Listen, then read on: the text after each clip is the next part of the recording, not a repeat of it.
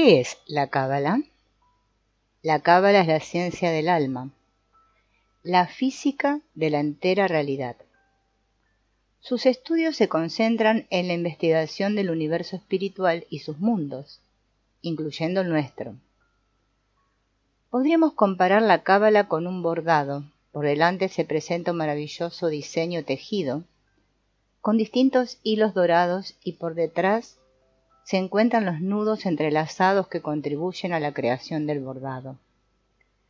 Esos nudos de la naturaleza ocultos a los sentidos físicos son el objeto de estudio de la Cábala, que, como gran sabiduría, nos permite revelar la fuerza superior que activa la creación.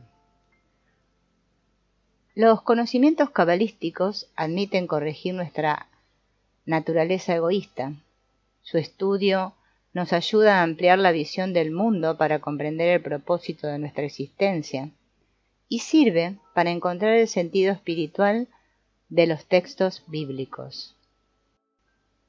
La necesidad creciente de saber qué es el alma ha generado, no obstante, múltiples interpretaciones acerca de lo que puede o debería ser la espiritualidad. Cada año se publican nuevos libros sobre esta temática, pero existen muy pocas referencias a la auténtica Cábala. La palabra Cábala se deriva del verbo lekabel, que significa recibir en hebreo. Se estima apropiado utilizar el vocablo Cábala por considerar el sonido articulado el más parecido a su origen semántico. El origen de la Cábala se sitúa hace aproximadamente 4000 años y se transmitía de forma oral con plena libertad. Está escrita en la historia de Abraham, que sentado al costado de su tienda, daba la bienvenida a los transeúntes hablando de la Cábala.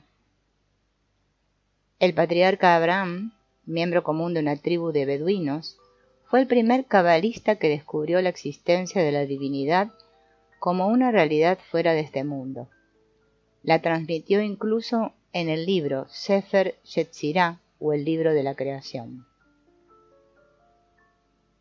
La existencia del Sefer Raziel, cuya escritura se le atribuye a Adán, es Abraham, sin embargo, la primera alma que inicia la corrección general.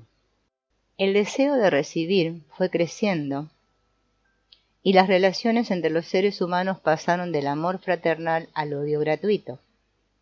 Las siguientes generaciones se alejaron cada vez más del sentido espiritual y se volvió imposible tanto entender la Cábala como percibir algo relacionado con el mundo superior. Fue entonces cuando aparecieron las religiones, junto a la especulación de la creación del mundo y de la definición de Dios.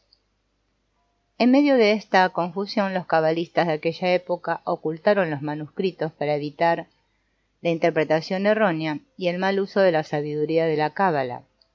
Decidieron utilizar también un lenguaje especial e incomprensible para la gran mayoría, el lenguaje de las ramas. Por esta razón, la Cábala recibió el nombre de la ciencia del oculto. Se consolidó como la base de todo texto espiritual durante los siguientes 2000 años. Moisés, que permaneció durante 40 años en el desierto escribiendo la Torá, narra los acontecimientos de sus manuscritos para explicar de manera alegórica el trabajo espiritual que todo hombre debe realizar, refiriéndose a la corrección interna.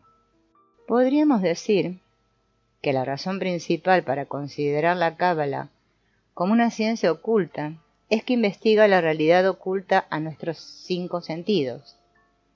Para aclarar la idea del oculto, imaginemos por un momento la inmensidad del universo, la cantidad de galaxias, estrellas y mundos contenidos en él.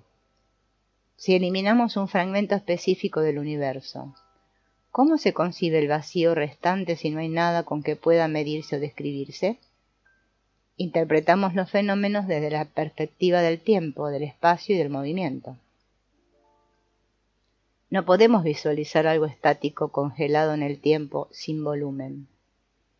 Esta es una analogía de nuestra percepción de los mundos espirituales, donde no hay tiempo, movimiento ni espacio. Dado que nuestra realidad y nuestros pensamientos se basan en estos conceptos físicos, resulta que no existe conexión alguna entre la espiritualidad y la forma en la que construimos la realidad material, basada en nuestras observaciones y sensaciones. La consecuencia es que no contamos con las palabras ni con el vocabulario que nos permita expresar los conceptos espirituales.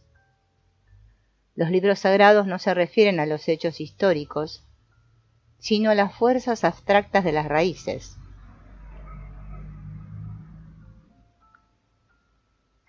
Mundo superior, que crean las cosas y hacen que ocurran en el nivel de las ramas, este mundo, según la Cábala.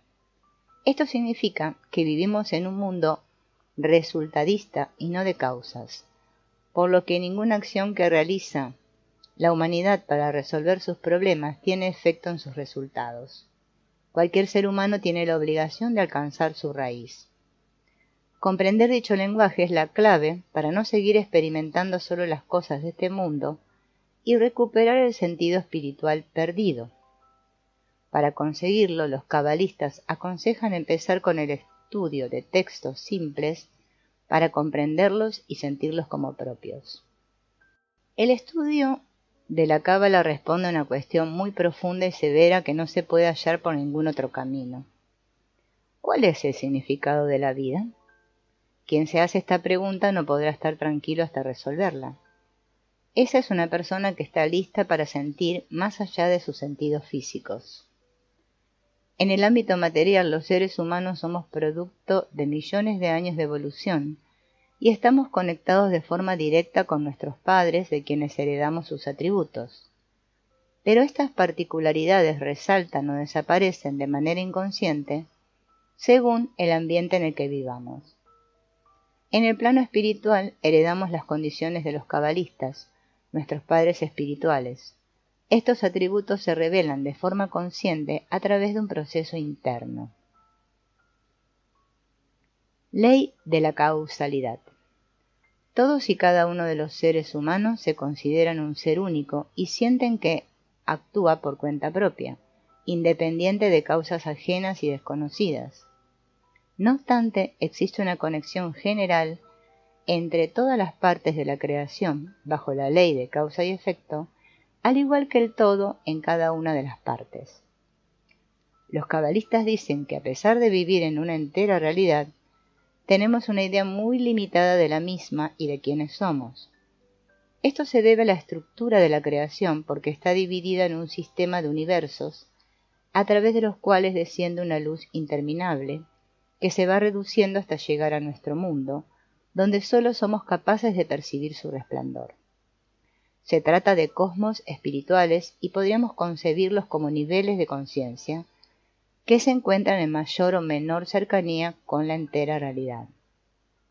Entre el mundo del infinito y el material hay un punto de desconexión llamado barrera, bajo la que se encuentra nuestro cosmos. Aquí no tenemos ninguna sensación del mundo superior, de que provenimos, tan solo sensaciones corpóreas. Esto supone que descendimos de la raíz a este planeta y en nuestra condición actual solo percibimos la parte física.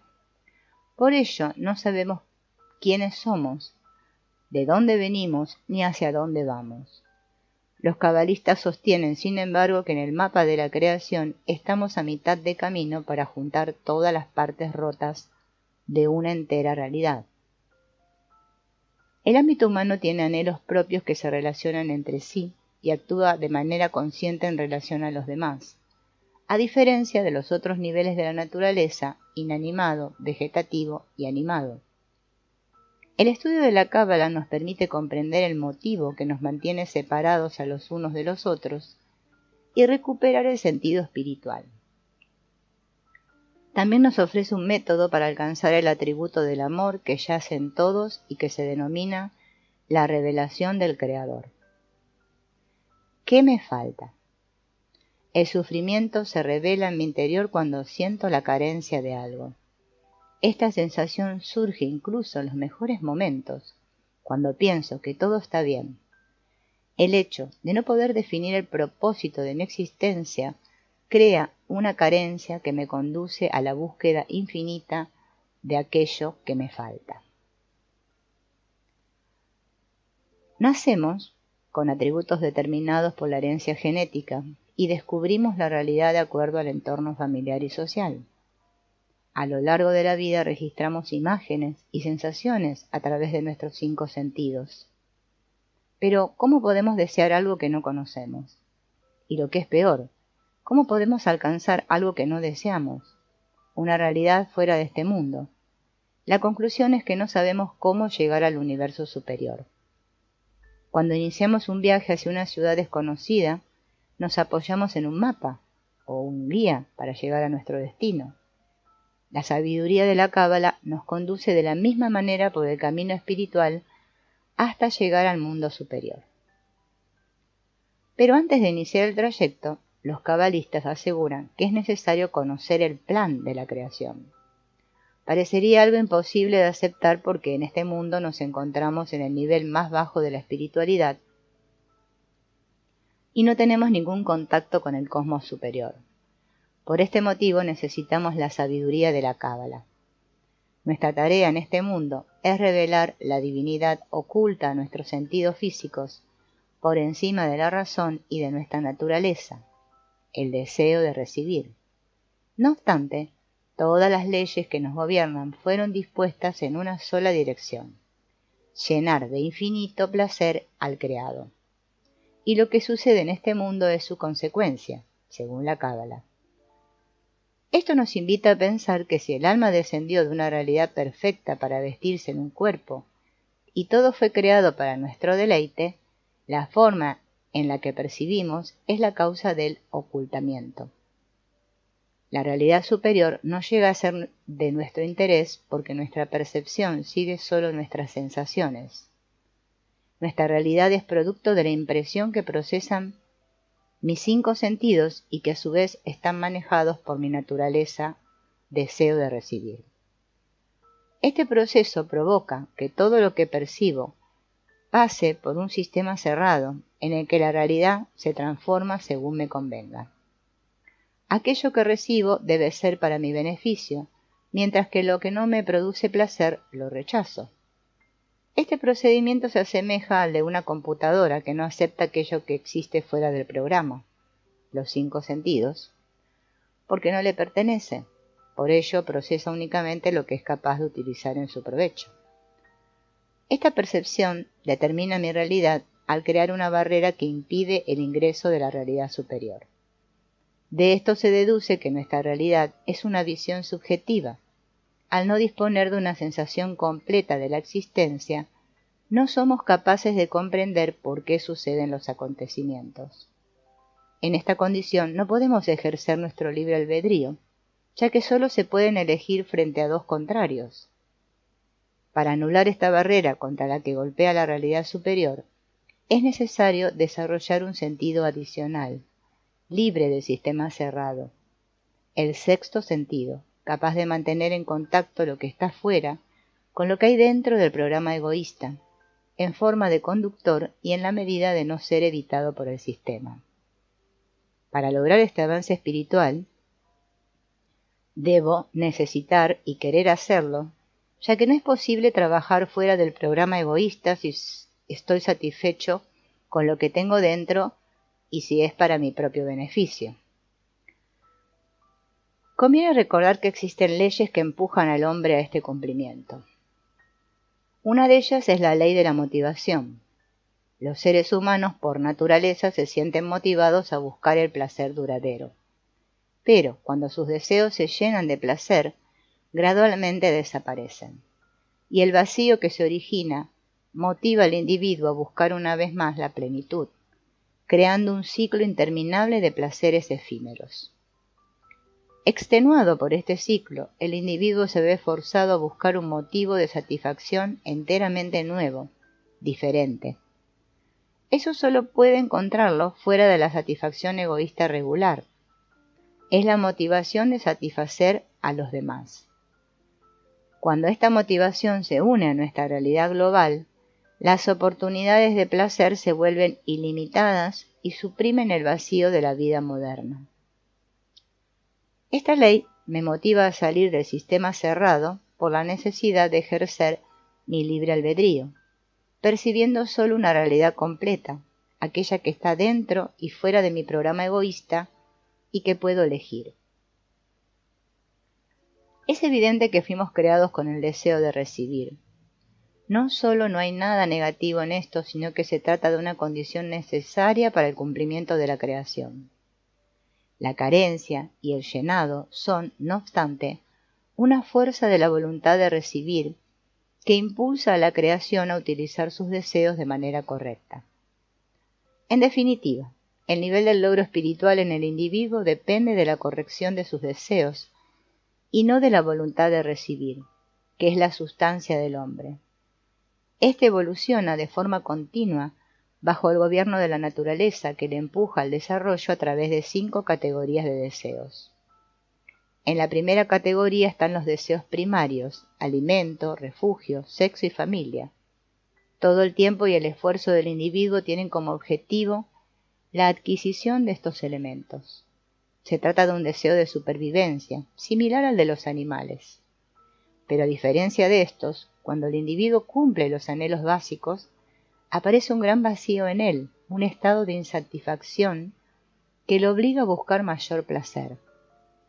En la segunda categoría figura el deseo por la riqueza. Es una aspiración más grande, capaz de abarcar las pretensiones primarias. El esfuerzo es mayor, pero la idea de alcanzar todo en la vida merece la pena. En esta categoría, el individuo piensa que al satisfacer el deseo de riqueza, no tendrá que preocuparse nunca más por las cosas básicas, y siente que tiene todo bajo control. Según el desarrollo natural de los deseos, vemos que el individuo arranca con unos anhelos pequeños y simples, que se incorporan y crecen a medida que se cumplen, y requieren cada vez de un llenado mayor. Con el logro de la riqueza, la sensación de satisfacción desaparece, antes o después, debido a que el deseo creció en el momento de su cumplimiento. Así emergerá un nuevo anhelo.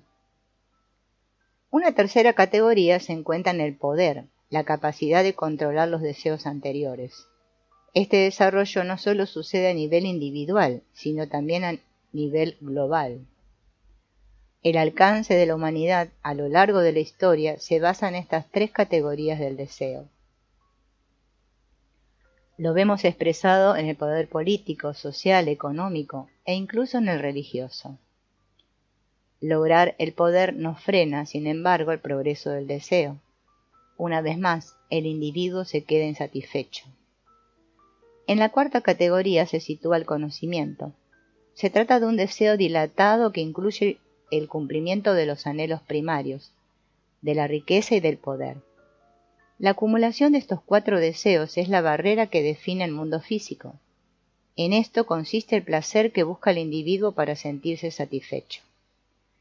El conocimiento es el pináculo que la humanidad considera que debe alcanzar.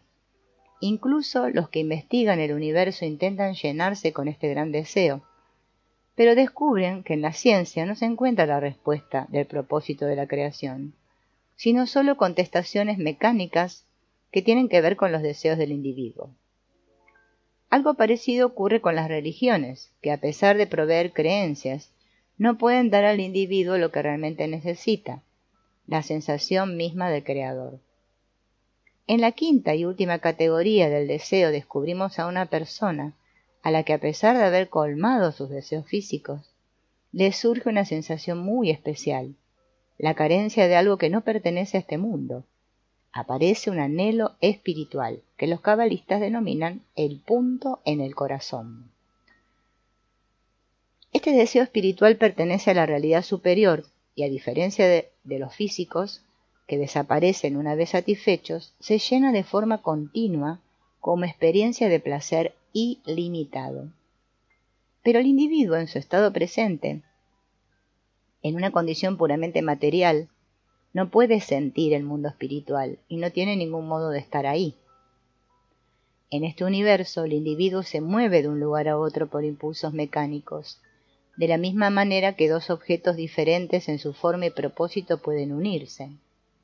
La separación y la unión son consideradas acciones físicas, en el mundo espiritual, la unión se establece bajo condiciones diferentes.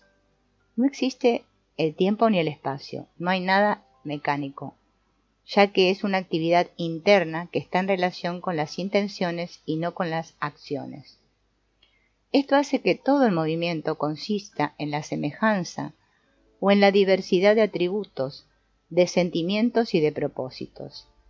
Y eso es lo más valioso y hermoso que tiene el individuo, porque puede moverse de lo físico a lo espiritual. Si tiene el mismo objetivo, propósito e intención, está vinculado, unido y conectado con la mente del Creador. La corrección de los deseos consiste en la disminución de los deseos físicos y el aumento gradual del punto en el corazón. La voluntad de otorgar a través de este movimiento interno permite que el individuo alcance la equivalencia de forma, lo que significa amar y apoyar a toda la creación. Este desarrollo del deseo es lo que trata la sabiduría de la Cábala.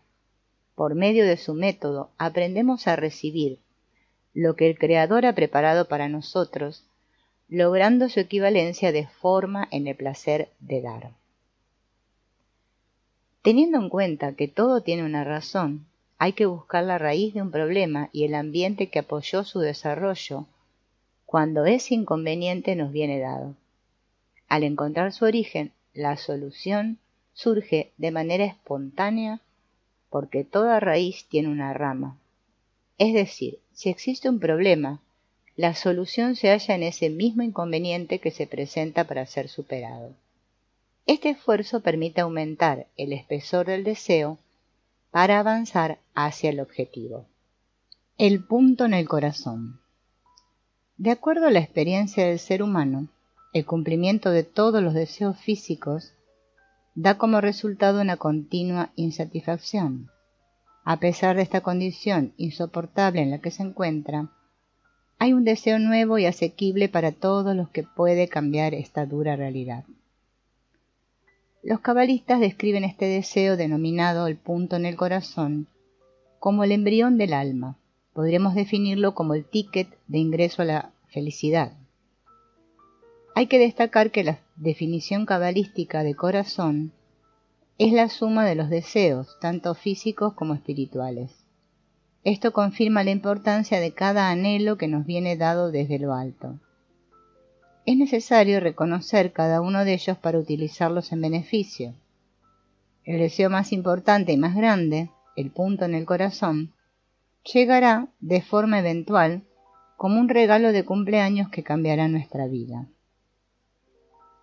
Para eso veamos lo que dice la ley de la compensación. El mundo está lleno de problemas y tratamos de corregir nuestra situación compensando el sufrimiento, pero no tenemos hacia el correcto desarrollo. No podemos continuar compensando el egoísmo con acciones altruistas. El objetivo de nuestra evolución es el de revelar el sufrimiento y la inutilidad oculta en el egoísmo. Cuanto más tratamos de usarlo para llenarnos de placer, mayor es la decepción y el vacío que trae, ya que el egoísta es incapaz de recibir nada. Este punto en el corazón del ser humano está conectado con la raíz, Dios, hombre como un único ser. Podríamos compararlo, en cierta forma, con el útero materno que engendra a su amado hijo. Durante el desarrollo del embrión, madre e hijo son como un solo ser. Cuando la criatura se ha formado por completo, abandona el útero materno, siendo el cordón umbilical lo único que los mantiene unidos. Pero este se debe cortar para la supervivencia de la criatura, que continuará su evolución como un nuevo ser. A pesar de esta separación física y de las discrepancias que se generen entre madre e hijo, un lazo invisible los mantiene juntos en el tiempo con un recuerdo indeleble de unión. Podríamos decir que el amor del Creador es como el de una madre. No importa cómo, de buenas o de malas sean las acciones de su hijo, porque lo ama igualmente de modo incondicional y sabe que los errores cometidos le servirán para su desarrollo. Le da su apoyo y buen ejemplo, como guía que servirá para escoger su camino y así ayudarlo a realizarse por sí mismo. Según los cabalistas, hay un solo corazón que contiene todos los deseos de la humanidad y pertenece a una sola alma, que se fragmentó de manera deliberada para facilitar la corrección de cada anhelo individual. Una vez corregidos, podrán unirse de nuevo como un solo corazón y alcanzar la adhesión al Creador.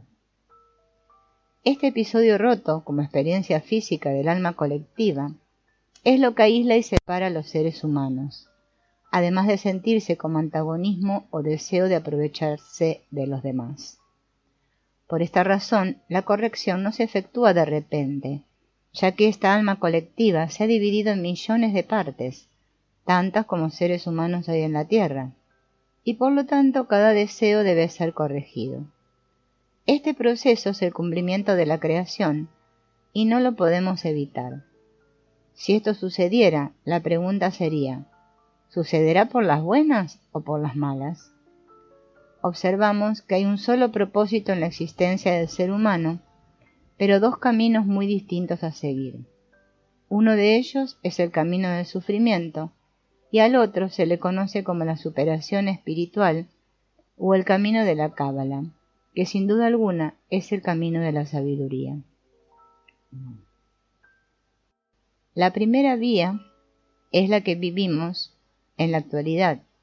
Ni siquiera es un camino, sino lo conocido como evolución de la humanidad, la llamada historia. Se trata de la adhesión física a nuestra percepción de la realidad, justo lo que debemos cambiar. El sufrimiento es la causa de corrección.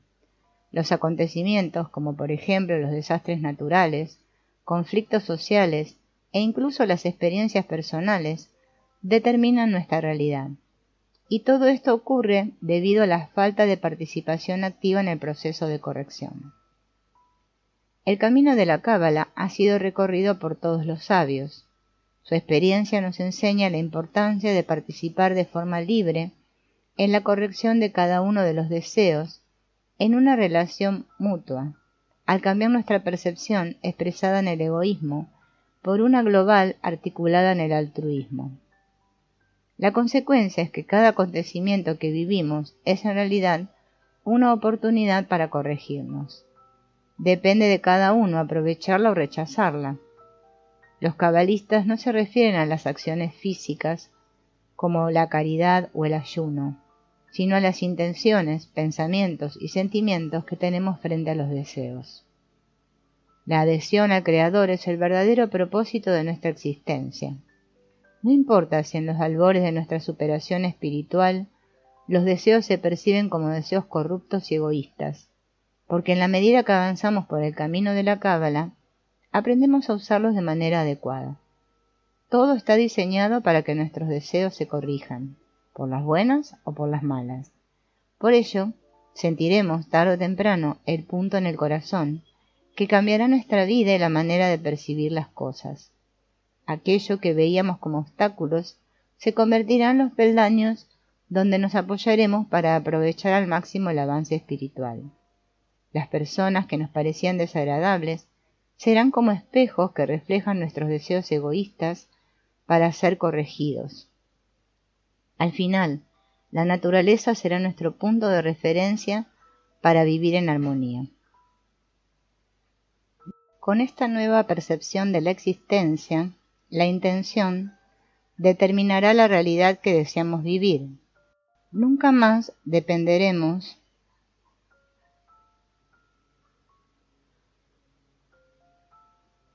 de circunstancias que cambian de forma continua o de acontecimientos dolorosos que nos señalen el camino a seguir.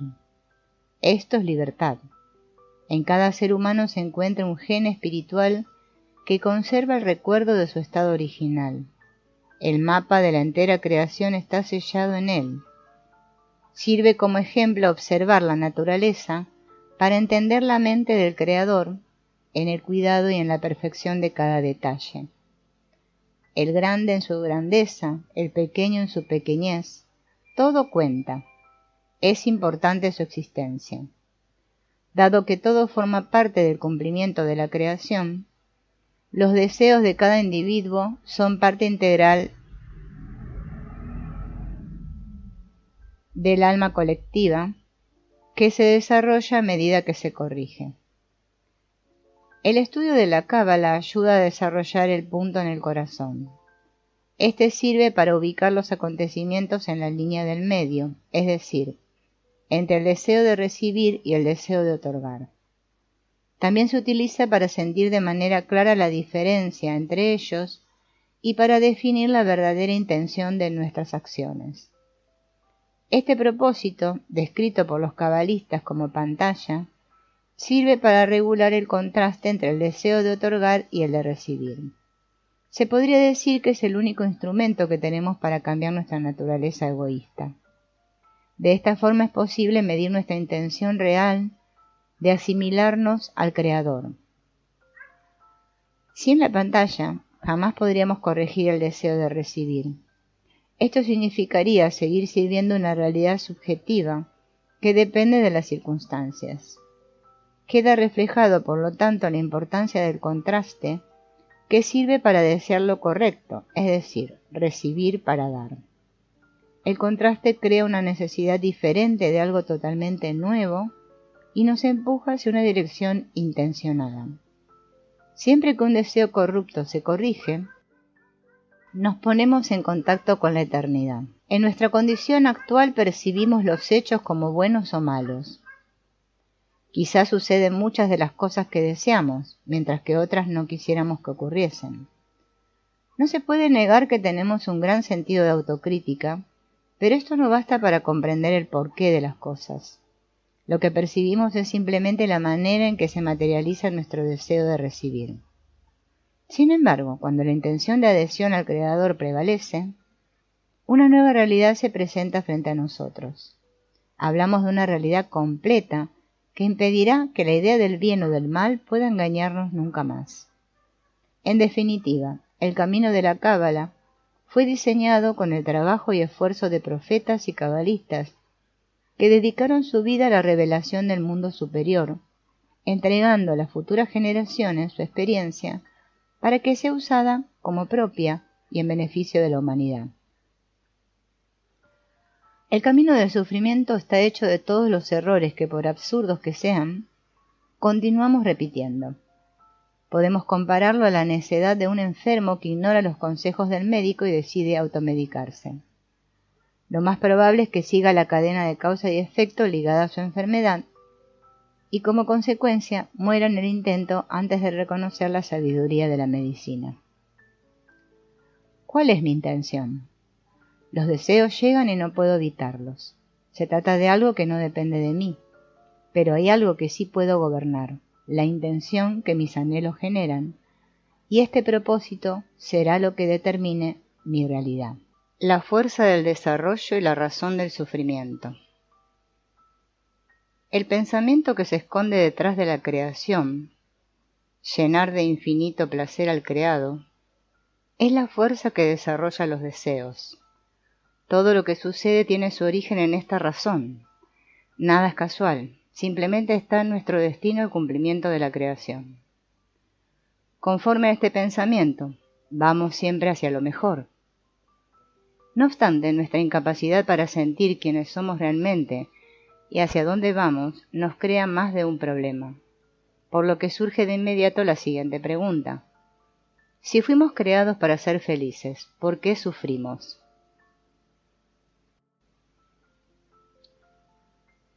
Para no confundirnos y obtener una respuesta auténtica, los cabalistas señalan un límite en la investigación, ya que existe una regla espiritual que hay que respetar. Lo que no puede ser logrado no puede ser llamado. Esto significa que la sensación del creador debe ser real y no una idea abstracta o intelectual. No podemos confiar en el imaginario ni en la interpretación de alguien más, porque no conseguiremos una respuesta de ello. Debemos ser capaces de sentir al Creador como sentimos el soporte de los pies cuando caminamos, y así como vemos la imagen que tenemos delante, cuando abrimos los ojos, es decir, de forma tangible, real y definida. Por otro lado, no comprendemos el porqué de las cosas y la razón del sufrimiento, debido a que estamos en un sistema cerrado. Esto se refiere al programa egoísta que controla los 5 sentidos y que busca siempre su efecto beneficioso. En otras palabras, lo que causa placer es aceptado y todo lo incómodo que provoca dolor es rechazado. Por este motivo, la percepción de la realidad, que debería ser el producto de ambos eventos, buenos y malos, es defectuosa. Se trata de una realidad subjetiva. La intención nunca será puesta en un cuadro general. Esto quiere decir que vivimos una realidad incompleta. La impresión que tenemos de la entera realidad es parcial, basada en los límites de mi realidad, donde se ve lo que se quiere ver, y actuamos en consecuencia, pretendiendo obtener siempre placer en todo lo que hacemos. Es innegable que una sensación completa solo se puede manifestar a través del contraste, como en la naturaleza simple de las cosas. Se siente el frío a través del contrario, el calor. Sin esa oposición, el frío en sí apenas sería una esencia y no lo sentiríamos. El contraste mayor o menor de lo bueno y malo es lo que debe medir para comprender que la discrepancia entre el deseo egoísta y el altruista es la razón del sufrimiento. Cuando la diferencia disminuya, la felicidad de cada uno de nosotros aumentará. La ley del sufrimiento dice: todos los problemas y sufrimientos nos ayudan a desarrollar la necesidad de unión y amor entre nosotros.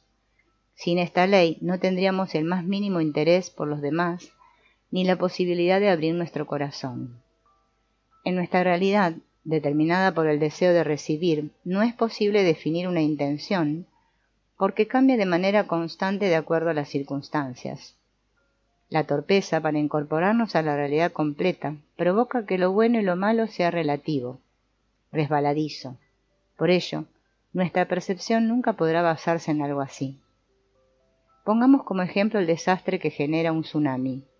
Esta catástrofe que ocasiona la pérdida de miles de vidas y causa tanto dolor, puede ser también lo mejor que le ha pasado en años al que trabaje en la reconstrucción del área afectada.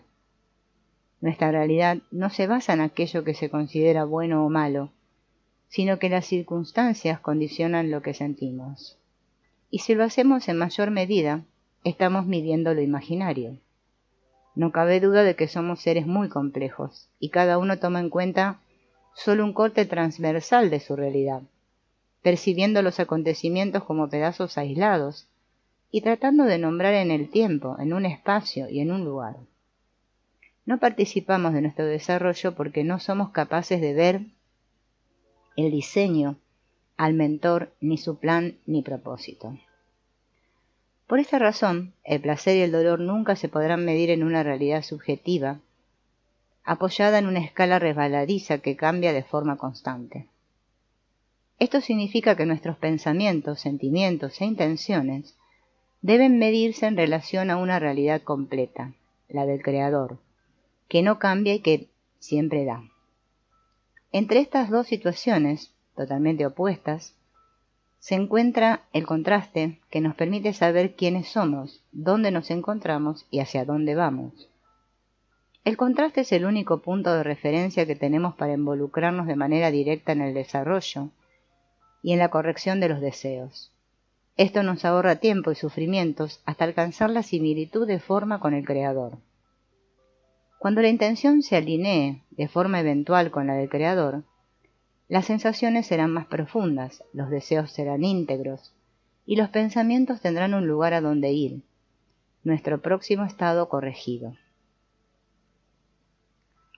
La ley del desarrollo dice que sólo por medio de una continua lucha entre dos fuerzas se hace posible nuestro desarrollo, una que construye y otra que niega y destruye. Por medio de su fuerte y constante lucha, una contra la otra, se crea completa y mantiene toda la realidad colectiva al mínimo detalle. Al ser partícipes del desarrollo, exponemos la diferencia entre el egoísmo y el altruismo, revelando nuestra verdadera naturaleza. Esto es una bendición, porque sentimos la extensión del deseo de recibir y su corrección. Los cabalistas lo describen como el reconocimiento del mal que permite definir la intención. Solo a través de una intención genuina y salvando todos los obstáculos del deseo de recibir, es posible progresar sin engañarse a sí mismo, dejando a un lado la fuerza, los conocimientos y cualquier otra teoría. El Creador nos dirige hacia la corrección por medio de nuestros deseos. Aquello que percibimos unas veces como bueno y otras como malo, es la mano derecha e izquierda del Creador, que nos influye hasta que deseemos lo correcto mediante los altibajos de los acontecimientos. ¿Cuáles son las fuerzas? Hay solo dos fuerzas que activan la creación. La fuerza de otorgamiento es el Creador, mientras que la fuerza de recepción es el hombre. Estas dos fuerzas se combinan entre sí para permitir al ser humano alcanzar el grado del Creador. Esto significa que el hombre tiene un anhelo egoísta de llenarse a sí mismo y uno altruista de otorgar. La única pregunta sería, ¿qué es lo primordial? ¿El deseo de otorgar y recibir el llenado para sí mismo? ¿O el deseo de recibir placer por lo otorgado? Depende de para qué usemos la recepción o el otorgamiento. La creación del yo y de todo lo que sentimos. El Zohar, conocido como el libro del esplendor, es una fuente antigua de sabiduría y la base de gran parte de la literatura cabalista. A lo largo de los siglos fue el principal y a menudo el único libro empleado por los cabalistas. Hoy en día está al alcance de cualquier persona. A pesar del lenguaje metafórico, amplía de forma significativa la visión del mundo y la comprensión de nuestra naturaleza. Su estudio permite acceder a los principios de la estructura espiritual de una manera más asequible y real para el ser humano contemporáneo. Esta y otras muchas propiedades extraordinarias explican el por qué Rabbi Shimon bar Yochai lo tituló El libro del esplendor. Hay un remedio inestimable y maravilloso para aquellos que se comprometen con la sabiduría de la Cábala. Y a pesar de no conocer este lenguaje tan profundo y misterioso, basta el gran deseo por comprender, atraer la luz que reforma. En la estructura espiritual hay distintos grados de corrección, y para alcanzar un estado perfecto es necesario que se modifiquen los deseos. Cada uno de nosotros tiene un anhelo individual de recibir, por lo que es preciso que cada hombre logre la corrección de su aspiración. La manera más eficaz es la unión de los deseos para que la luz, que reforma, nos mueva a la siguiente fase, hasta llegar a la revelación del Creador. Solo a través del estudio de la Cábala conseguimos el deseo de alianza que nos ofrece la oportunidad de dar. A partir de ahí, sentimos el grado de otorgamiento que deseamos conseguir, es decir, la misma naturaleza del otorgante de acuerdo a la ley de equivalencia de forma con el Creador. La energía positiva que existe en nuestro estado futuro influye de manera directa en nuestro estado presente. Esta capacidad es el amor del que otorga. Esto significa que es posible alterar una postura no corregida con el futuro rectificado. Para simplificar la creación del yo, haremos un diagrama imaginario partiendo de la intención detrás de la creación: llenar de infinito placer al creado. Este propósito toma la forma de voluntad de otorgar, siendo el atributo primario de la raíz de la cual emana la luz.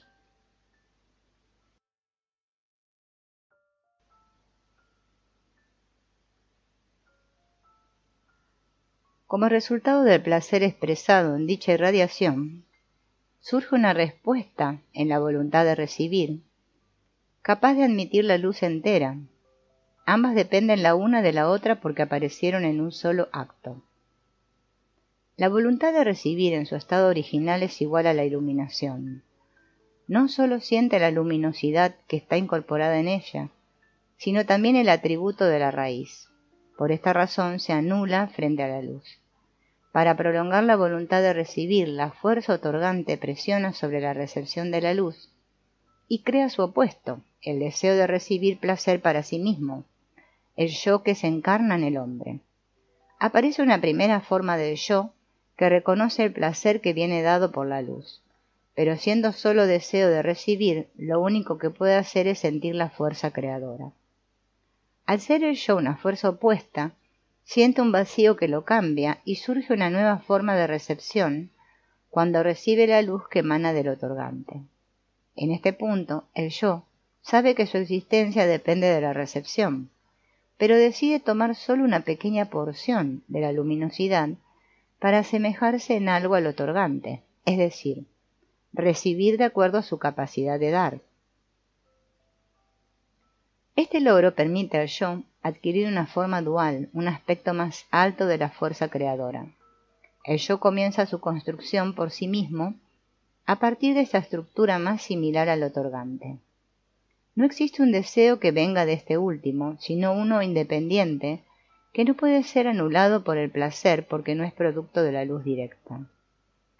El yo siente la estatura del otorgante y revela su propia naturaleza, decidiendo ser parte de la creación y tener la equivalencia total de forma con el que concede. Esta forma perfecta del yo determina cómo recibir para alcanzar el atributo del amor en una realidad completa. Cada parte de la creación se extiende usando la misma fórmula, como un macro plantilla expresada en la principal y más importante ley de la Cábala, la ley de la raíz y ramas. Todo lo que ocurre en este mundo desciende desde lo alto, en orden unilateral y absoluto. Está escrito, no hay una brizna de hierba que no tenga un ángel que la sacuda y ordene crecer. Los ángeles son fuerzas y toda acción, pensamiento, deseo y evento, desde la partícula más elemental a la mayor de las estrellas, es administrado por la fuerza superior. Cada raíz tiene una rama y cada forma en este mundo, en cantidad y en calidad, es copia de su forma espiritual. No hay un detalle del mundo superior que no tenga su equivalente en el mundo inferior, como 2 gotas de agua. Esto significa que detrás de cada cosa de este mundo hay una fuerza que lo activa y administra. Los cabalistas advierten que hay secretos en la Torá que están por encima de la capacidad de entendimiento. Ningún libro santo menciona estos secretos, tan solo la sensación que generan.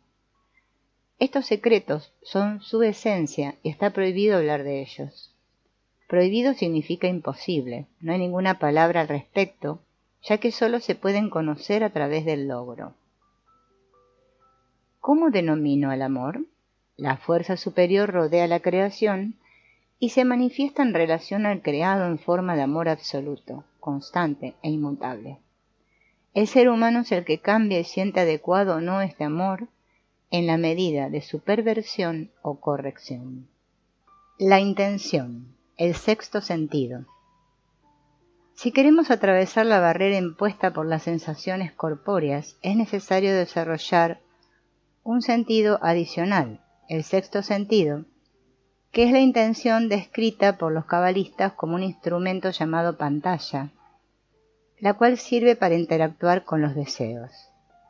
Con la pantalla o la intención es posible regular el ingreso de la luz, el placer de recibir, de acuerdo a la corrección gradual del deseo de recibir, egoísmo. En la misma proporción que recibimos la irradiación, las cualidades internas cambian. Recibir conforme a la capacidad de dar permite atravesar la barrera. Aprender a manejar este instrumento no es nada fácil, si consideramos sobre todo la presión enorme que ejerce el deseo de recibir de los 5 sentidos frente a la intención. Este proceso se puede comparar al de una máquina con 5 engranajes alineados. Si centramos la atención en la rotación de cada uno, todo lo que procesa se queda dentro, por lo que necesita un sexto engranaje para poder sacar el resultado. Aquí se engendra un gran problema, incluso conociendo el propósito de la creación y nuestro desempeño, parecería imposible usar la intención en lo que hacemos, es como si estuviéramos sellados. La fuerza de la intención será, sin embargo, la que determine el éxito del proceso.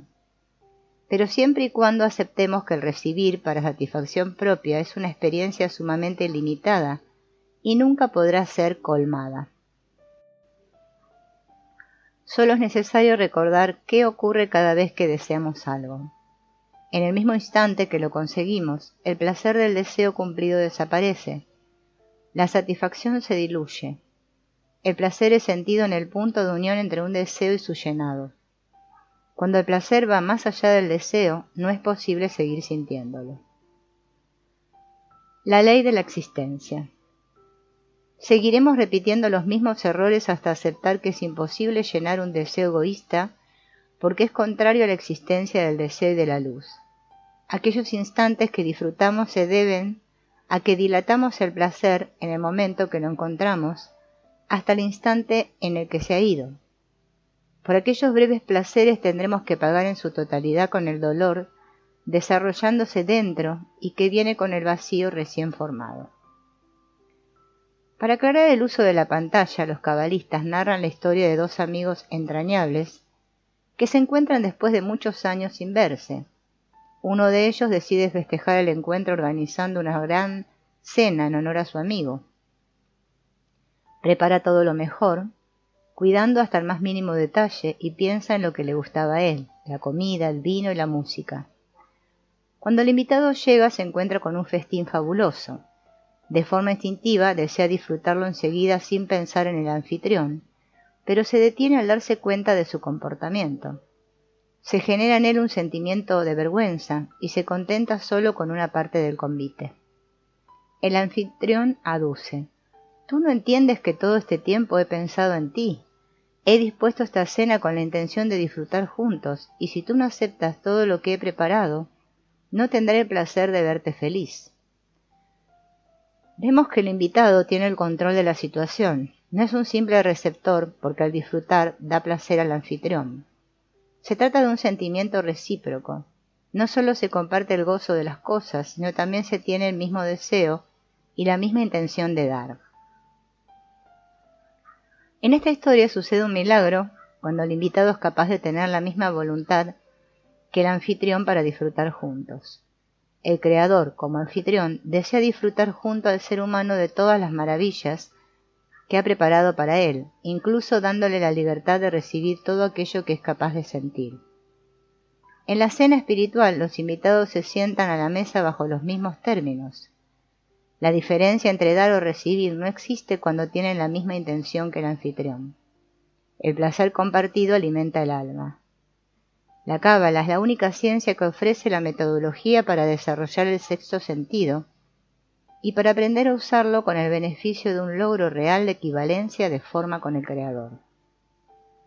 ¿Qué determina mi realidad? Mi intención determina mi realidad, donde yo decido ser la gota o ser el mar.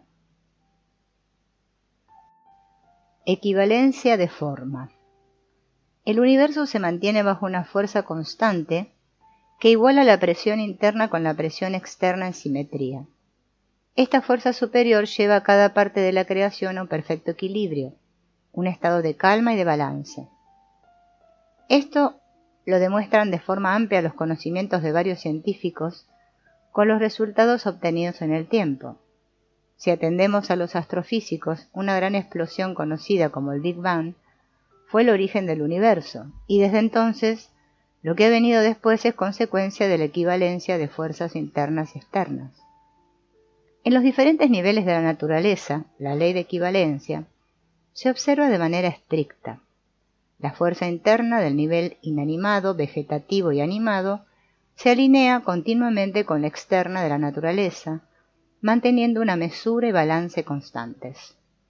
El nivel humano no observa, sin embargo, esta ley porque no pertenece al mismo ambiente del mineral, vegetal y animal que actúan en sintonía con la naturaleza.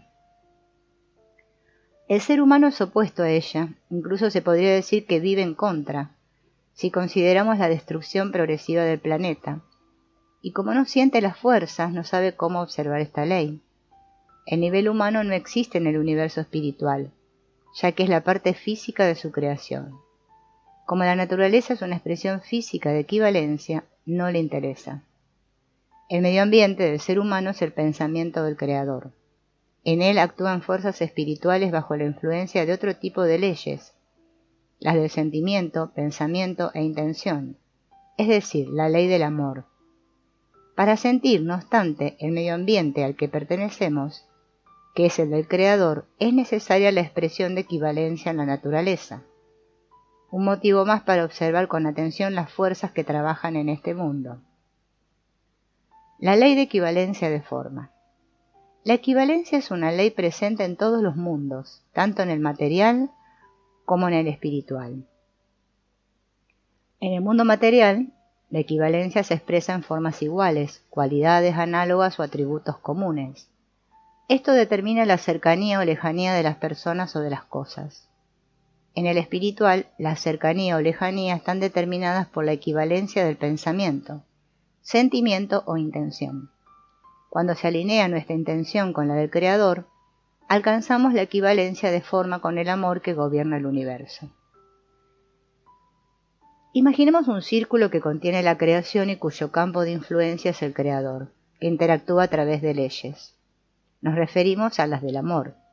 En el centro del círculo se encuentra el nivel humano, que incluye en su interior los otros niveles, inanimado, vegetativo y animado, aquellos que forman el núcleo de la creación. En este nivel humano hay una presión de fuerzas enormes llamada deseos, que debe ajustarse al campo de influencia. Esto significa que al igualarnos con la naturaleza, estamos haciéndolo también con el Creador. Para comprender esta relación tan significativa necesitamos conocer el origen de dicha afirmación. Dentro de los estudios cabalísticos encontramos la gematría, suma de valores numéricos de letras que forman una palabra, que define las palabras Elohim, Dios, y Ateva, naturaleza, con un valor numérico igual a 86. Esto determina que son lo mismo. Dios, 86, naturaleza 86. Puede parecer una simple operación matemática que no se ajusta a nuestra realidad, debido a que no sentimos nuestro medio ambiente y no relacionamos nuestras intenciones con las del Creador. Es precisamente lo que trata la Cábala, la importancia de nuestros pensamientos, sentimientos e intenciones que afectan a la creación. En esto consiste la equivalencia con el Creador. Es evidente que las cosas no provienen de la nada. Detrás de cada acción hay un pensamiento y una intención original. Por ello, lo que se presenta ante nosotros en forma física son las gestiones del Creador, representadas en formas que podamos aceptar. En cierta medida podríamos pensar en las acciones de un enamorado que busca la atención de su amada. Le envía flores, le escribe cartas de amor y hace todo lo posible por crear un vínculo indeleble, más allá de la unión física. Y en ese espacio intangible es donde se siente el amor. Los deseos nos llegan como cartas de amor y nuestra respuesta será usarlos para vincularnos con el Creador. Está escrito, por tus acciones te conoceré. A pesar de no saber cómo se crearon los mundos, serán nuestros pensamientos, sentimientos e intenciones los que nos vinculen con la causa. La ley de la interdependencia. Los pensamientos, sentimientos e intenciones se influyen entre sí. Toda interacción es una expresión de esta ley que conecta todos los niveles de la naturaleza con el entero sistema. Cuando un individuo piensa solo en su interés, influye en los demás para hacer lo mismo, creando conflictos internos en toda la colectividad, y esos conflictos se amplifican a nivel global. La interdependencia es constante y no cambia en el tiempo. El interés humano puede cambiar. Cambiar el interés individual por uno general influye al entero sistema y asegura la supervivencia de todos y cada uno de los niveles de la naturaleza. ¿Lo que siento es equivalente a mi intención? Detrás de cada acto de amor hay un sentimiento recíproco, el cual se expresa en la equivalencia de intención. No hay nadie más aparte de él. Esta expresión tan severa y determinante proviene del libro más extraordinario de todos los tiempos, Yamati, que reúne una gran cantidad de artículos hermosos e importantes que describen el trabajo intrínseco y el aspecto técnico de la creación. El artículo No hay nadie más aparte de él resume la metodología cabalística. Todo lo que necesitamos saber y considerar se encuentra en este artículo, que analizaremos en detalle para una mayor comprensión. Está escrito que no hay nadie más aparte de él, refiriéndose que no hay otro poder en el mundo con la habilidad de hacer cualquier cosa en contra de él. Y lo que el hombre ve, con respecto a que hay cosas en el mundo que niegan el gobierno superior, es porque él así lo desea. Esto significa que existe una sola fuerza superior que activa el universo, y no hay ninguna otra autoridad que determine la entera realidad. Si pensamos que hay alguien más, es porque él lo permite para nuestro beneficio. Y esta forma de corrección se llama: la mano izquierda lo rechaza y la mano derecha lo acerca. Aquello que la mano izquierda rechaza es considerado una corrección. Esto significa que en el mundo existen cosas que, desde un principio, han tenido como finalidad desviar al hombre del camino correcto y por medio de las cuales es rechazado de la santidad. El ocultamiento del Creador no solo es un acto físico en el sentido de que no lo vemos, creemos en él o lo que se llama fe. No pedimos la prueba de su existencia porque sabemos que no la tendremos.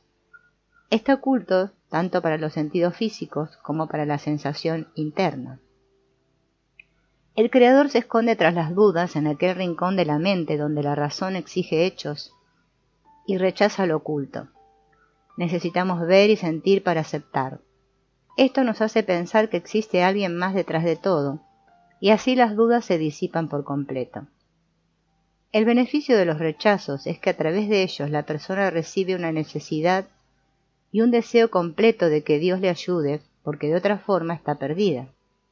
Y ve que no solo no progresa en el trabajo, sino que retrocede, porque le falta fuerza para observar la Torá y los mitzvot, preceptos. Los cabalistas llaman a esta fuerza rezo, con el que describen un sentimiento derivado de un deseo bien definido de adhesión al Creador, que no puede ser satisfecho con ningún otro anhelo porque no pertenece a este mundo. Nos referimos a un deseo espiritual que remueve todo tipo de ideas, creencias o dudas, ya que está por encima de la razón. Y así la persona ve que solo superando todos los obstáculos podrá sobreponerse a la razón. Pero no siempre tiene el deseo genuino de hacerlo, por el contrario, es forzado a desviarse de la senda del Creador. Esa es la importancia de la necesidad real de no alternar con duda. La vacilación es causa del ocultamiento. El hombre siente que las partes rotas son más que el entero, es decir, que hay muchos más descensos que ascensos. Por eso siente que permanecerá fuera de la santidad para siempre.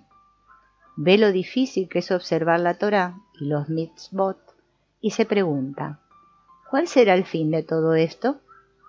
El ocultamiento se podrá superar únicamente con un deseo extremo. Este aumentará solo en lejanía porque genera una necesidad más grande. Se puede comparar en cierta manera a la distancia que interpone un padre con su hijo. Al apartarse da más espacio al adolescente y le ayuda a convertirse en adulto. Este alejamiento obliga al hijo a cambiar su condición, provocando un deseo extremo. Finalmente la persona siente que nadie más puede ayudarle, solo el Creador. Esto causa un deseo genuino, una demanda sincera al Creador que le abra sus ojos y su corazón para estar más cerca de él, en eterna adhesión. De esto se deduce que todos los rechazos provienen del Creador. Esto sucede de manera esporádica cuando sentimos en lo profundo del corazón un rezo sincero, sin engañarnos al pedir una cosa y deseando otra. Esta súplica sincera tiene una respuesta inmediata, la influencia del Creador. Eso significa que los rechazos de lo que es objeto no suceden porque ha cometido faltas o por no tener la habilidad de sobreponerse, sino que esos rechazos son para aquellos que verdaderamente quieren acercarse más a Dios, con el objetivo de que dicha persona no esté satisfecha con permanecer tan pequeño como un niño. Sin conocimiento, recibe ayuda desde lo alto de manera que diga: gracias a Dios observo la Torá y cumplo con buenas obras. ¿Qué más podría pedir? por el rechazo, que entra como dudas, somos capaces de ir por encima de la razón, sin quedarnos inmóviles y satisfechos, con la distancia que nos separa del Creador, y con la eterna esperanza de que quizá, después de la muerte, estaremos junto a Él. Sin las acciones del Creador seríamos igual que un niño en los brazos de su madre, que manipula con lamentos el deseo de mantenerse por siempre en su condición cómoda junto a ella. Pero, por ese mismo amor, la madre separa al hijo de su regazo para enseñarle a caminar. Esto quiere decir que no debemos permanecer cómodos y satisfechos en nuestra condición actual. Será la fuerza de nuestro lamento la que nos acerca al Creador, y la fuerza de su amor la que nos aleje hasta aprender a caminar por cuenta propia. Solo si esa persona tiene un verdadero deseo, recibirá ayuda de arriba. Constantemente se le mostrará cómo son sus faltas en su estado presente. Esto significa que se le enviarán pensamientos y visiones que trabajarán contra sus esfuerzos para que él vea que no es uno con el Señor. Cuantas más veces se sobreponga, verá con mayor claridad que se encuentra en una posición más alejada de la santidad que otros que se sienten uno con el Señor. Solo siendo sincero tendré la ayuda desde arriba. Este hecho no supone que el Creador cambie su actitud hacia mí, sino más bien que yo cambiaré mi necesidad por Él. Este deseo honesto abre un lugar en el que la percepción del Creador se realiza. Se trata de una ley y por lo tanto se cumple. Es la respuesta tangible al rezo, que depende de la actitud interna del ser humano. En definitiva, la discrepancia de pensamientos que viene con las dudas es algo que no depende de la persona, porque son las acciones del Creador sobre ella mientras crece y se hace un adulto espiritual. Este contraste se siente como una experiencia en contra del esfuerzo por llegar a la meta. No importará cómo de amplio o de bueno sea el progreso interior de esa persona, que debe llegar al punto de socavar sus deseos. Esto procede del ocultamiento del Creador, hecho a propósito para permitir que la persona sienta la diferencia entre su estado presente y el que debe alcanzar. Esta situación conlleva ir por encima de la razón y superar toda condición adversa para alcanzar el siguiente nivel. Si la persona estuviera satisfecha, creería que está muy cómoda permaneciendo en ese nivel. Pero no es posible porque Dios creó al ser humano para llenarlo de manera completa, y lo ilumina con su luz para que sienta el contraste con el siguiente nivel. Paso a paso y por sí mismo, desarrolla esta necesidad, una vez más, para moverse hacia el próximo nivel. Pero por otro lado, siempre tiene quejas y demandas. No puede justificar la actitud del Creador hacia él, y siente dolor de no ser uno con él hasta llegar a creer que no tiene parte en la santidad. Aunque ocasionalmente se le despierta desde arriba, lo que le revive de forma momentánea, pronto cae de nuevo en un abismo. Este alternar de sensaciones es, no obstante, la causa que le permite darse cuenta de que solo Dios puede ayudarle y realmente se acerca a él. En una situación ambigua, la persona cambia su percepción y ve que, a diferencia de él, los demás están cómodos con su condición. Llega así a un estado de insatisfacción absoluto, de duda y de completa desesperación.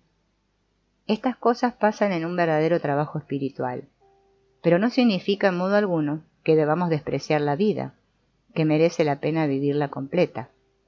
Nos referimos solo a nuestra incapacidad de vincularnos con el Creador.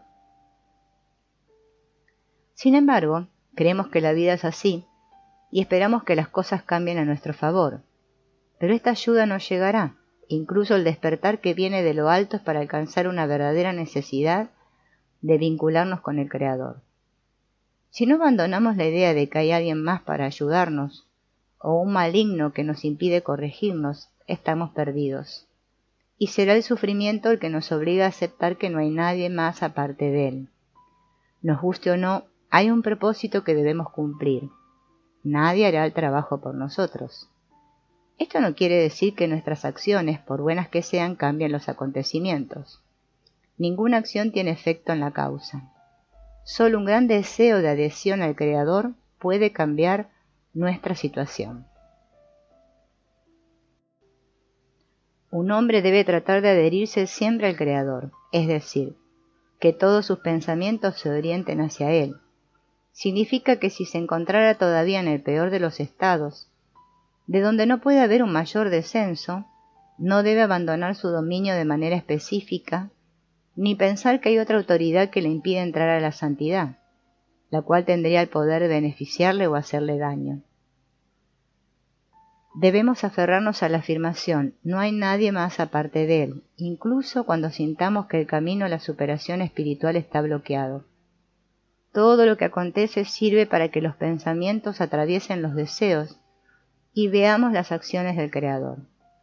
No importa lo que nos susurren al oído la razón o las creencias impuestas por las tradiciones religiosas, como la existencia de otra fuerza que trabaja en contra del Creador, conocida como Satanás o como queramos llamarla, que es la causa de los pecados y el motivo de todos nuestros problemas.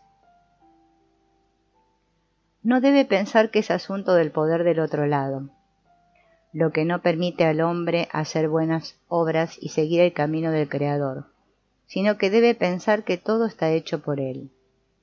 El ser humano debe procurar estar dentro del dominio del Creador y desear vincularse con Él en cada momento, pensando siempre que todo sucede por su voluntad. El Baal Shem Tov aseguró: el que dice que hay otro poder en el mundo se encuentra en un estado de servir a otros dioses. Y añadió que no es necesariamente que el pensamiento de herejía sea pecado, pero si cree que hay otra autoridad y fuerza aparte del Creador, él estaría pecando. Esta afirmación es la definición de pecado en la Cábala, la convicción de que hay alguien más aparte de él. El Creador actúa, sin embargo, sobre nuestros deseos para ayudarnos a anhelar lo correcto. Cada deseo llega de lo alto y son las acciones del Creador las que nos vinculan con Él. Si atribuimos estas acciones a alguien más, se considera un pecado. Yendo más allá, el que dice que el hombre tiene su propia autoridad, refiriéndose que él, por sí mismo, es quien decide no seguir el camino de Dios, también se considera que está cometiendo un pecado de herejía por no creer que solo el Creador es quien dirige el mundo. Creer que los pensamientos son nuestros y que los deseos nos pertenecen supone pensar que somos una autoridad aparte del Creador. Esta tesis es incorrecta. Todo lo dado viene de lo alto. Pero cuando ha cometido un pecado debe arrepentirse, localizar el dolor y la pena en el orden correcto. Donde encuentre la causa del pecado es el punto del que debe arrepentirse. El hombre debe sentir arrepentimiento y decir: he cometido ese pecado porque el Creador me arrojó de la santidad a un lugar pestilente, donde está la inmundicia. Esto quiere decir que Dios le dio el deseo y ansia de distraerse y respirar el aire pestilente. Está escrito: algunas veces el hombre se encarna en el cuerpo de un cerdo y recibe el deseo de tomar sustento en las cosas que ya había determinado como nauseabundas, pero ahora, de nuevo, quiere nutrirse de ellas. En el lenguaje cabalístico, la palabra reencarnar o encarnar significa el uso de un deseo personal para identificar una necesidad particular. En este caso, el cumplimiento del deseo es la razón del placer.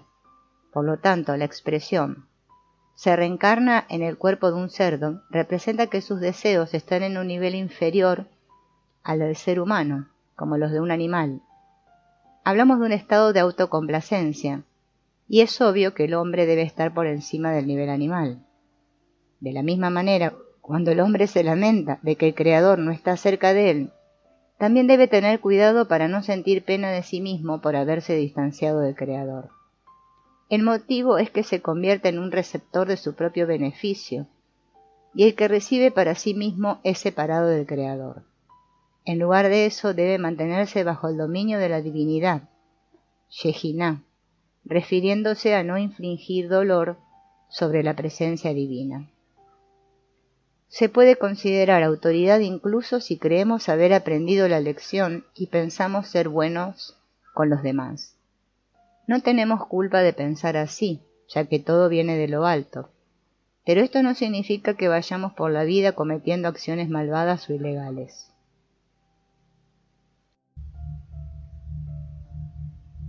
Uno debe tomar como ejemplo cuando le duele un pequeño órgano. El dolor se siente principalmente en la mente y en el corazón, en la mayoría de los hombres. La sensación de un simple órgano no puede asemejarse a la sensación del dolor en la estatura de la persona, donde la mayor parte del dolor es sentido. De igual forma, es el lamento del ser humano cuando se aparta de la presencia divina, ya que no es más que un simple órgano del Creador. Él es el alma general, por lo tanto, la sensación de un simple órgano no se parece a la sensación del dolor general. Está escrito, cuando un hombre se lamenta, la divinidad, Shekinah, dice: oprobio mi cabeza. Esto significa que al Creador le duele que las partes del alma sean separadas de lo que no toma previsión. Si un hombre relaciona el dolor a estar distante de la divinidad, está salvado de caer en la trampa de Sitra Achra, que es la separación de la santidad. El mismo principio se aplica cuando uno se siente de alguna forma cercano a la santidad y cuando está feliz de haber merecido el favor a los ojos del Creador. Entonces debe decir que el motivo de su alegría es que ahora hay un gozo en la presencia divina por traer cerca de ese órgano y no haberlo distanciado. El ascenso conlleva un problema tan grande como el descenso, porque cuando el intelecto está satisfecho no desea nada más. Permanece inmóvil y alcanza un estado de comodidad que le da placer. Y esto impide el progreso espiritual. Los cabalistas afirman que el estudio de la Cábala nos hace más inteligentes por el simple hecho de comprender cómo trabajan las fuerzas del sistema en el que nos desarrollamos. El hecho de ampliar nuestra percepción no representa que tengamos alguna ventaja sobre los demás, porque no se requiere de un talento en particular para progresar y tener éxito en el ámbito espiritual. Los cabalistas sostienen que incluso el hombre más simple de la tierra puede llegar a los niveles más altos. Es suficiente con tener un gran anhelo de adhesión al Creador. Un estudio serio de los libros auténticos de Cábala nos confiere la experiencia de los sabios para aprovecharla como propia, sin esperar a que el sufrimiento nos obligue a desear lo correcto. La ley del propósito dice que el resultado de cada acción incluye el pensamiento inicial. Todas las acciones y pensamientos influyen al sistema entero. Cuando el individuo ignora el efecto de sus pensamientos, actúa automáticamente con su deseo egoísta, y cuando estos deseos se unen inevitablemente entran en conflicto. A nivel global, la crisis revela el pensamiento inicial detrás de cada acción. Al reconocer la influencia de nuestros pensamientos, podemos determinar el objetivo de nuestras acciones. Resulta obvio que el único modo de generar un resultado positivo mirando al objetivo es cambiar el pensamiento egoísta detrás de cada acción. ¿Hay alguien más? No se puede dividir a la fuerza superior. Todo es uno, único y unificado. No hay nadie más aparte de él. Esto es el fundamento de la existencia. Hemos sido creados con la inteligencia de comprender la presencia divina para proyectarnos hacia lo infinito. El ambiente espiritual al que nos referimos constituye todas las etapas del desarrollo previo al estado actual e incluso el futuro. Por lo tanto, hay que revisar la situación presente basándonos en nuestra procedencia. Existe una sola alma en relación al Creador, sin límites de conexión con Él. Se trata del alma colectiva, llamada Adam Rishon, y es nuestro estado original, el medio ambiente al que pertenecemos, excepto que hayamos perdido toda sensación espiritual. Debido a la fragmentación del alma colectiva, solo sentimos nuestra condición física, el nivel más bajo de la espiritualidad, que se expresa como deseo de recibir para sí mismo. En la medida que descendimos a este mundo, el anhelo de recibir fue aumentando hasta el punto de tener un deseo individual. Esta sensación de independencia es el resultado de la separación del alma colectiva. Esto se refleja en la situación presente como un inmenso enrejado de millones de individuos, algo parecido a una matriz en la que todos están relacionados entre sí. La influencia de unos con otros es enorme, a pesar de la independencia que existe entre ellos. Todos estamos interrelacionados de la misma forma que lo estamos en nuestro estado original, solo que perdimos la conciencia de esta relación. Pero con el estudio de la Cábala podemos recuperarla ahorrándonos sufrimiento. Aquello que se realiza en cada fragmento del deseo de recibir se percibe a través de la interconexión presente que existe entre las partes. De ahí se deduce que existe una gran influencia del estado futuro, dada la condición pasada de cada una de las partes. Ningún deseo funciona de manera individual, y si no lo sentimos es porque el alma colectiva está fragmentada en este mundo.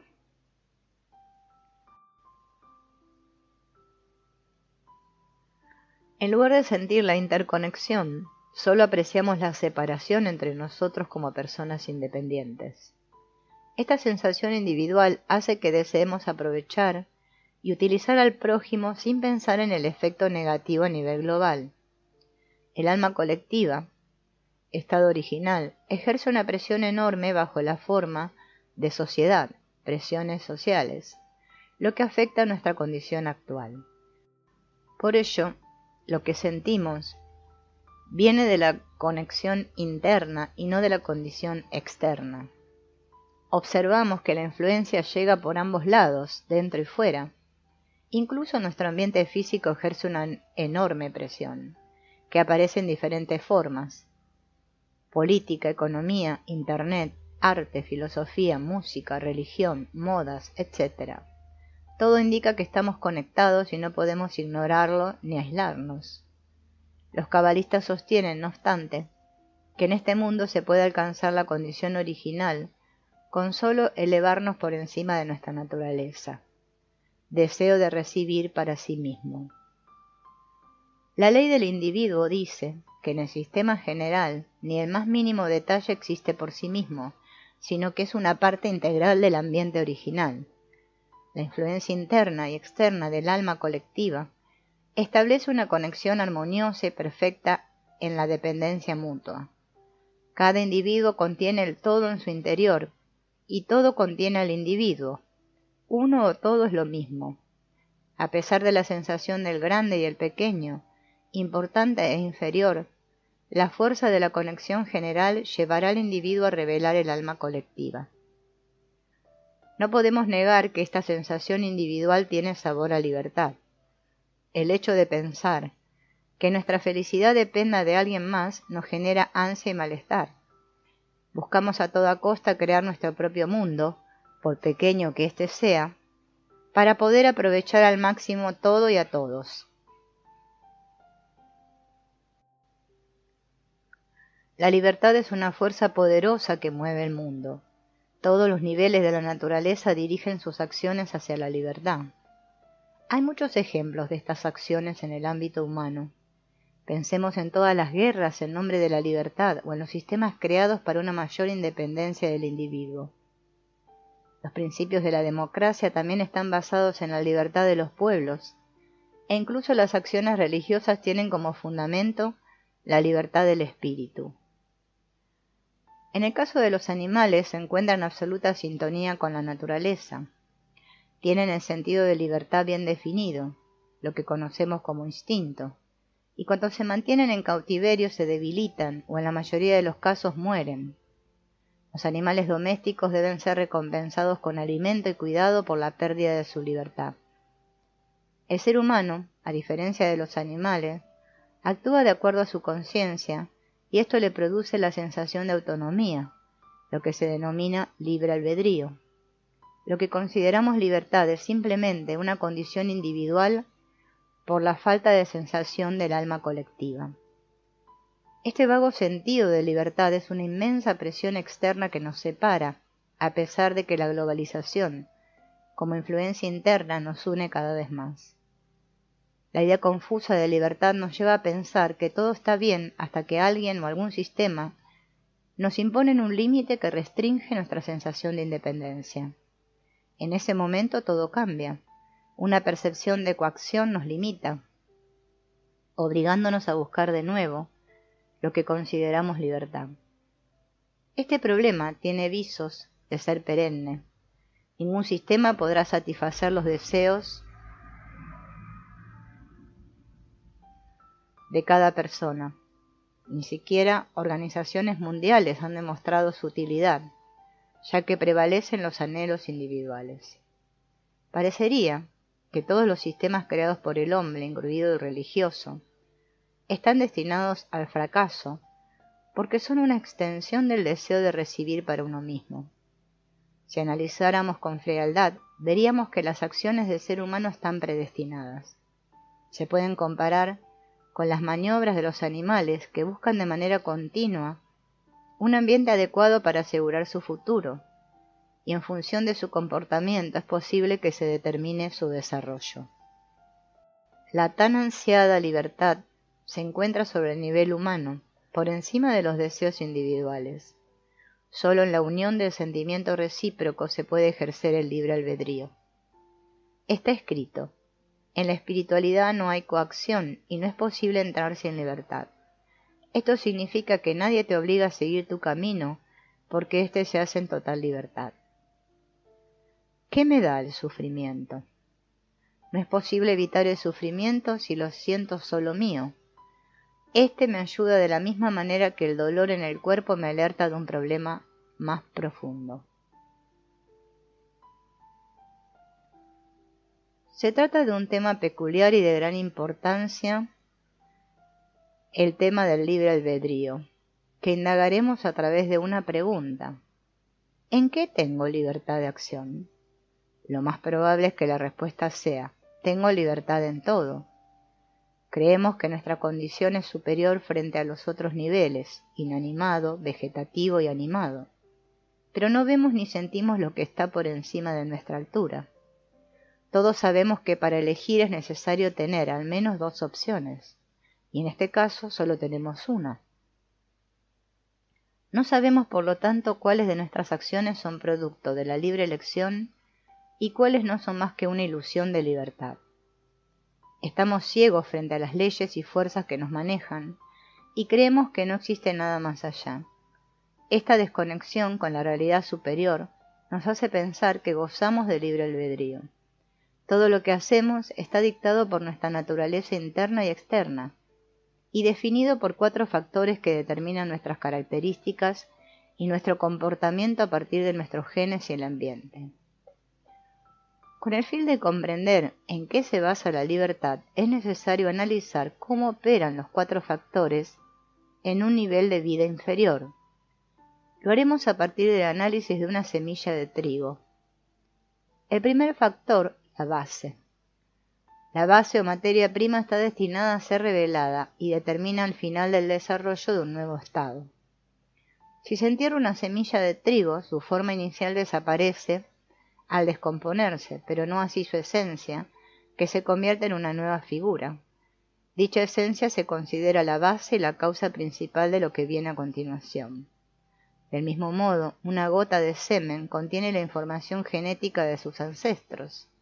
A pesar de nacer con cualidades que sentimos como propias, pertenecen a nuestra esencia y no la podemos elegir ni cambiar.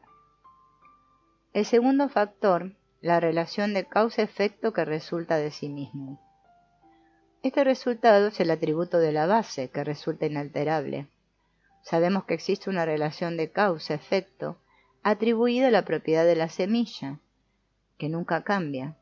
Jamás llegará a ser un manzano ni una calabaza, solo se desarrollarán las cualidades contenidas en la semilla.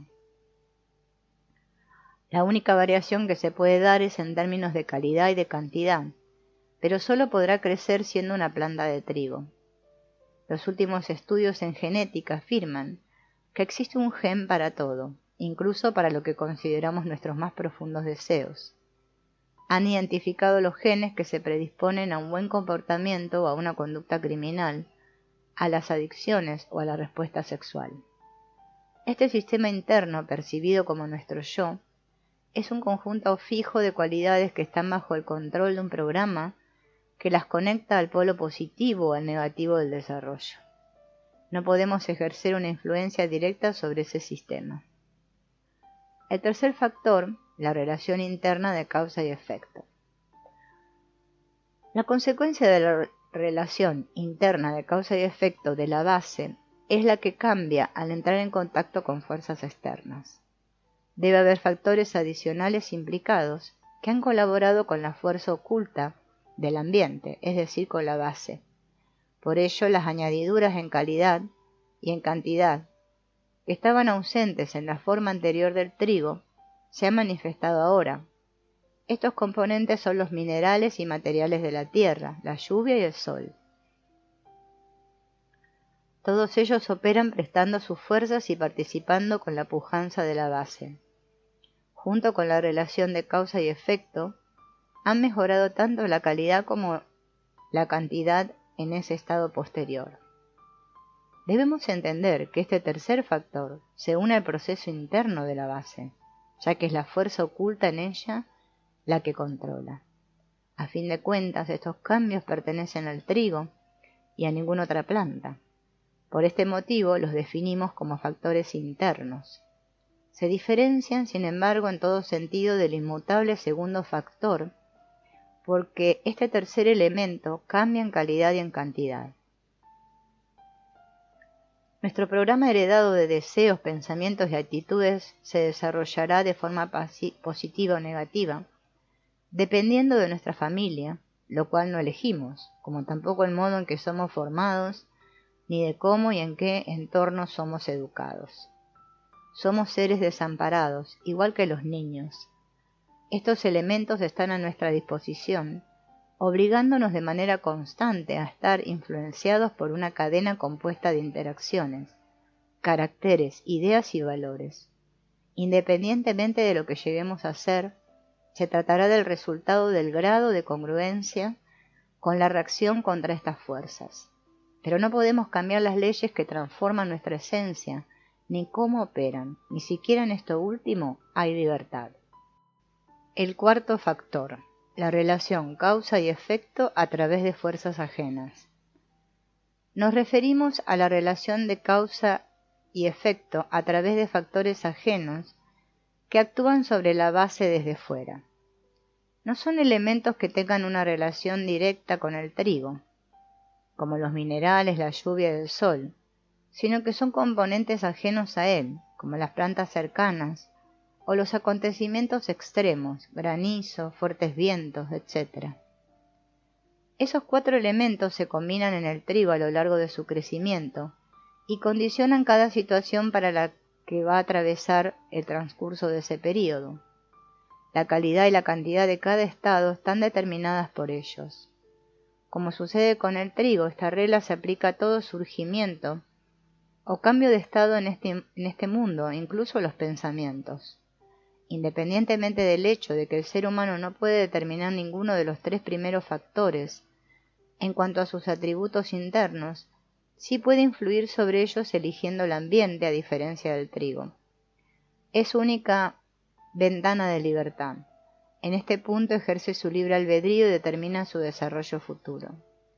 Esto significa que podemos nacer con los mejores atributos posibles, ser dotados de características extraordinarias, pero solo en el ambiente adecuado ganamos en calidad y en cantidad.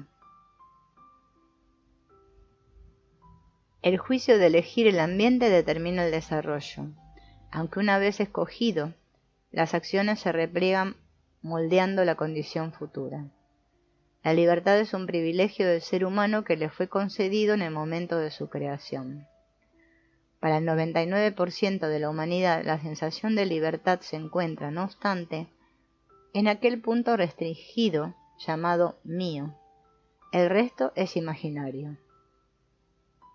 La ley del libre albedrío dice que la capacidad de sentir y saber qué harías tú si fueras yo es libertad. Usar esta ley como principio es aún más fácil en una sociedad. Después de todo, necesitamos un sistema amplio para ejercer la libertad. y cada uno hace el mejor esfuerzo, examinando cómo armonizan sus deseos con los del otro, alcanzaremos la libertad. En un sistema libre nadie actúa en beneficio propio, sino que todos hacen lo mejor para el bien del entero sistema. Esa es la esencia de la libertad. ¿Dónde está mi libertad? De todas las oportunidades y momentos que la vida me brinda, existen instantes en los cuales soy libre. Mi vida está hecho de esos soplos. El resto es solo un escenario preparado que pongo en práctica. La sociedad impone patrones de conducta y puede influenciar en las acciones del individuo. Si tan solo reconocemos las acciones altruistas demostrando que hay beneficio en ellas, no tendremos otra opción que dar sin pensar en recibir algo a cambio. Esto plantea que la fuerza del entorno puede cambiar los deseos generales y por lo tanto cimentar la libertad en función de los deseos comunes, que son ajenos a los del individuo.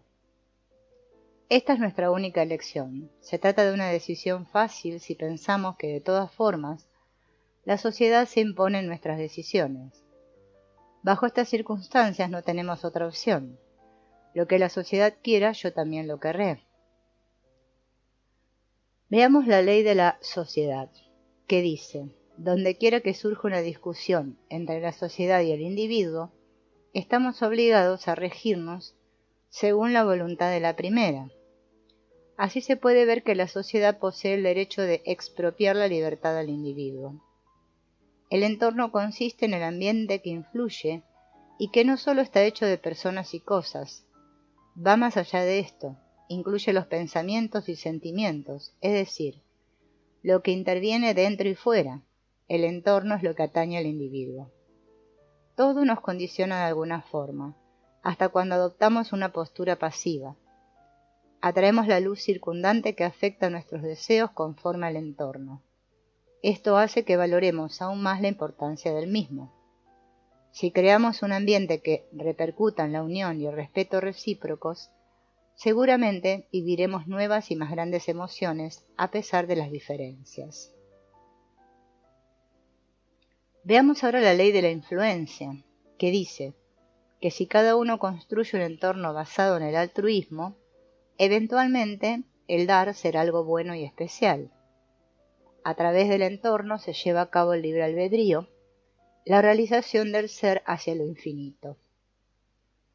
¿Qué me da el entorno? Es el medio para alcanzar cualquier cosa.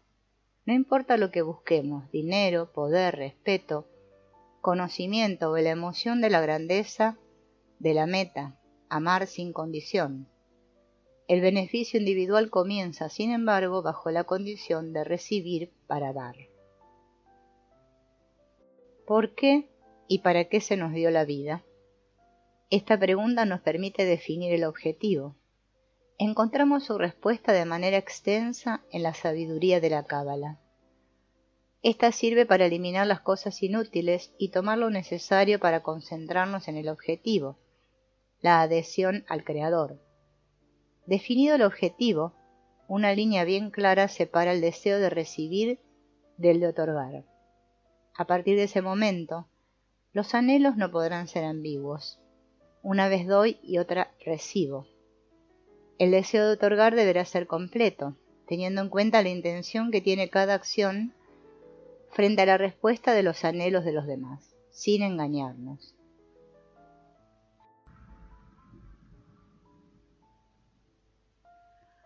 La ley del necesario y el superfluo. Esta ley dice que los deseos del individuo solo pueden ser satisfechos de acuerdo a su propósito natural. Existen deseos físicos y sociales. El primero se satisface individualmente y su propósito es la supervivencia. El segundo solo se cumple a través del colectivo y su propósito es el bienestar social. Cuando los deseos sociales se usan en beneficio personal, el individuo induce al colectivo a un continuo perseguir de mayores posesiones, creando un desequilibrio social, económico y político. Se pueden satisfacer los deseos de dos modos, individual o colectivo. El agrado general balancea el superfluo, creando un equilibrio social. Conviene recordar de forma constante que el entorno al que pertenecemos, hecho de intenciones, pensamientos y sensaciones, es el mismo ambiente del Creador. Las cosas que hacemos para organizar nuestra vida, como trabajar o estudiar, son acciones necesarias. Lo importante no es, sin embargo, qué hago, sino saber por qué lo hago. Si consideramos solamente lo que hacemos y no las intenciones que tenemos, continuaremos dependiendo de las circunstancias, ya sean económicas, políticas, sociales o ambientales. La importancia de un deseo sincero es evidente. Esto se logra en la tentativa de atraer la luz que reforma y que llega como consecuencia de la intención. Del propio juego de nuestros deseos alcanzamos un estado íntegro, en el que lo único que cuenta es mantener el objetivo. Si somos honestos al afrontar la intención real con la que hacemos las cosas o cuando hablamos de alguien, veremos la diferencia entre el propósito que genera el deseo de recibir y la intención que debemos alcanzar. En ese momento descubrimos que no es posible continuar viviendo sin una necesidad, y nunca sabremos cuál es si no definimos el objetivo. Esto requiere de una urgencia profunda, ya que nuestra naturaleza de recibir no quiere aceptar este cambio y nos confunde con todo tipo de razonamientos. El desarrollo de nuestros deseos resulta lento, como parsimoniosa es la comparación entre el deseo de otorgar y el de recibir. Al mantener el objetivo fijo, nuestra intención cambiará poco a poco, y el deseo de recibir, es decir, nuestro egoísmo, disminuirá de forma gradual. La fuerza de la necesidad por la adhesión al Creador cambiará por completo a la humanidad. Las fronteras desaparecerán junto con el sufrimiento, y el 100% de nuestro esfuerzo, tanto interno como externo, se pondrá al beneficio de la creación. ¿Siento lo que digo? Cuando el intelecto crece sobre una base espiritual es la iluminación. Pero si el crecimiento se basa en el logro material, el conocimiento resulta mayor que los actos. Esto frena el desarrollo espiritual, manteniendo al individuo en absoluta oscuridad, sin sentir lo que dice.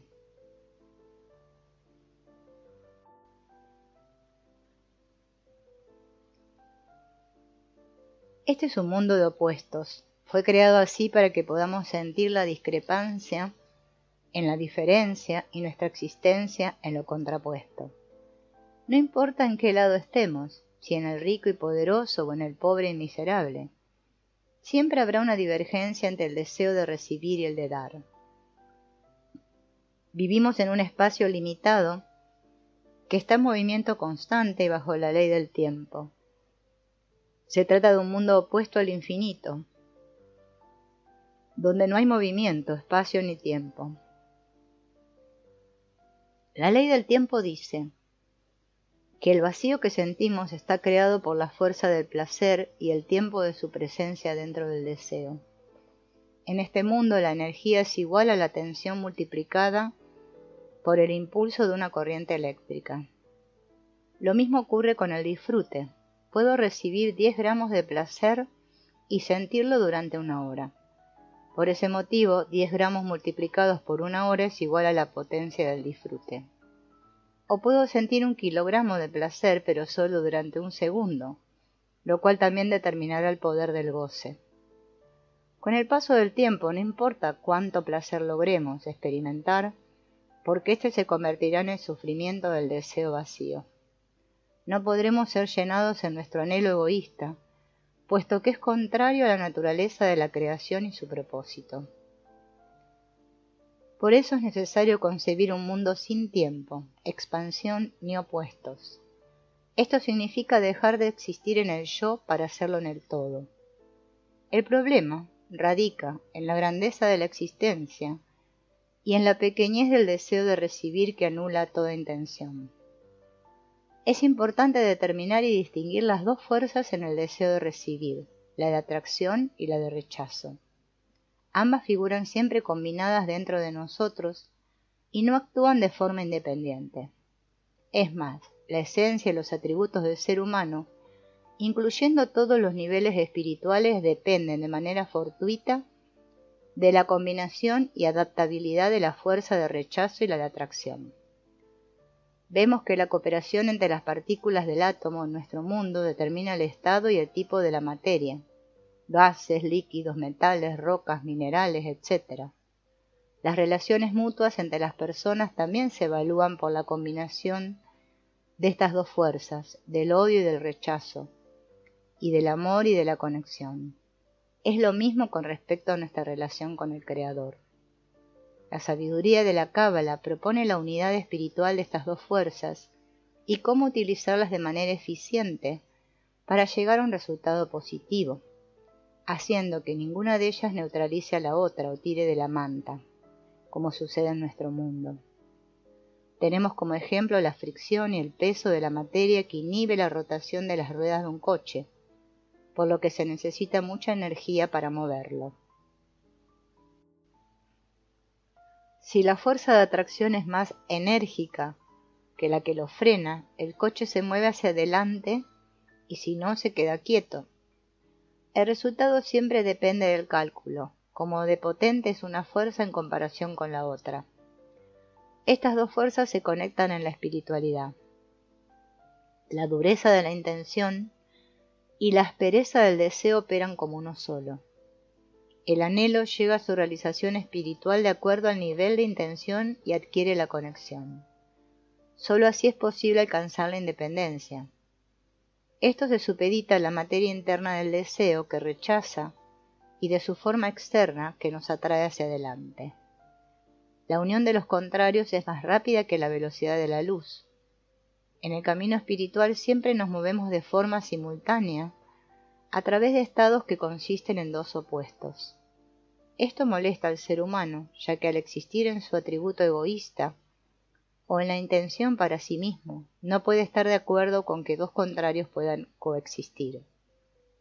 Nuestra naturaleza de recibir no cambiará jamás, pero si añadimos la del Creador a la nuestra, podremos adherirnos a Él. En nuestro mundo percibimos a través del deseo de recibir, por lo que es importante aceptar una coexistencia de opuestos.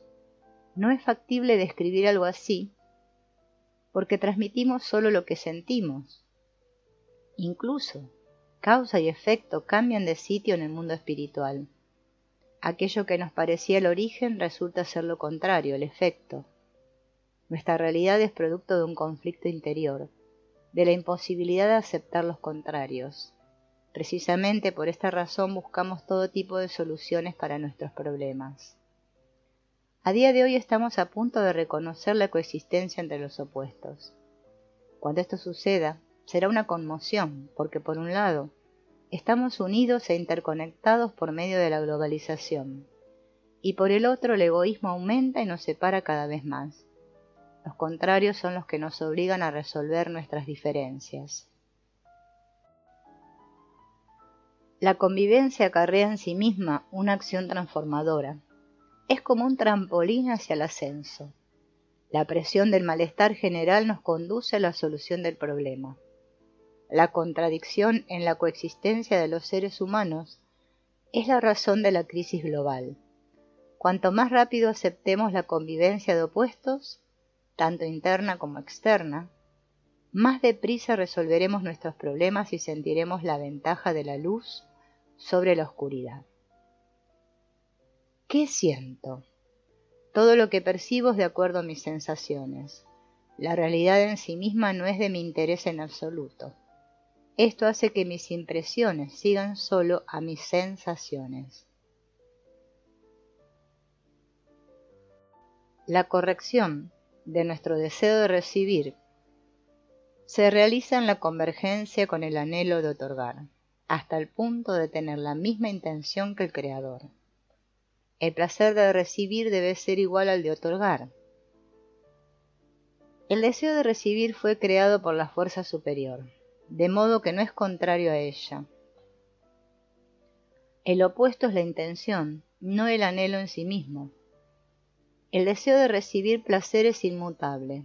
Se creó para ser llenado de luz, placer, y de la sensación del Creador. De nosotros depende cómo utilizar nuestro deseo único y natural. El recibir para satisfacción propia está restringido por los límites de este mundo. Es imposible llenar un anhelo porque el placer lo anula y no permanece en nuestros sentidos. Para que el deseo continúe existiendo hasta lograr su corrección, se mantiene un micro deseo capaz de recibir una chispa de luz, placer. De esto se deduce que la naturaleza humana no cambia. Es su intención la que puede y debe modificarse, ya que este anhelo fue creado no para satisfacer al ego, sino con el propósito de ser utilizado para el bien del sistema entero. Los cabalistas sostienen que es imposible hacer una transición inmediata.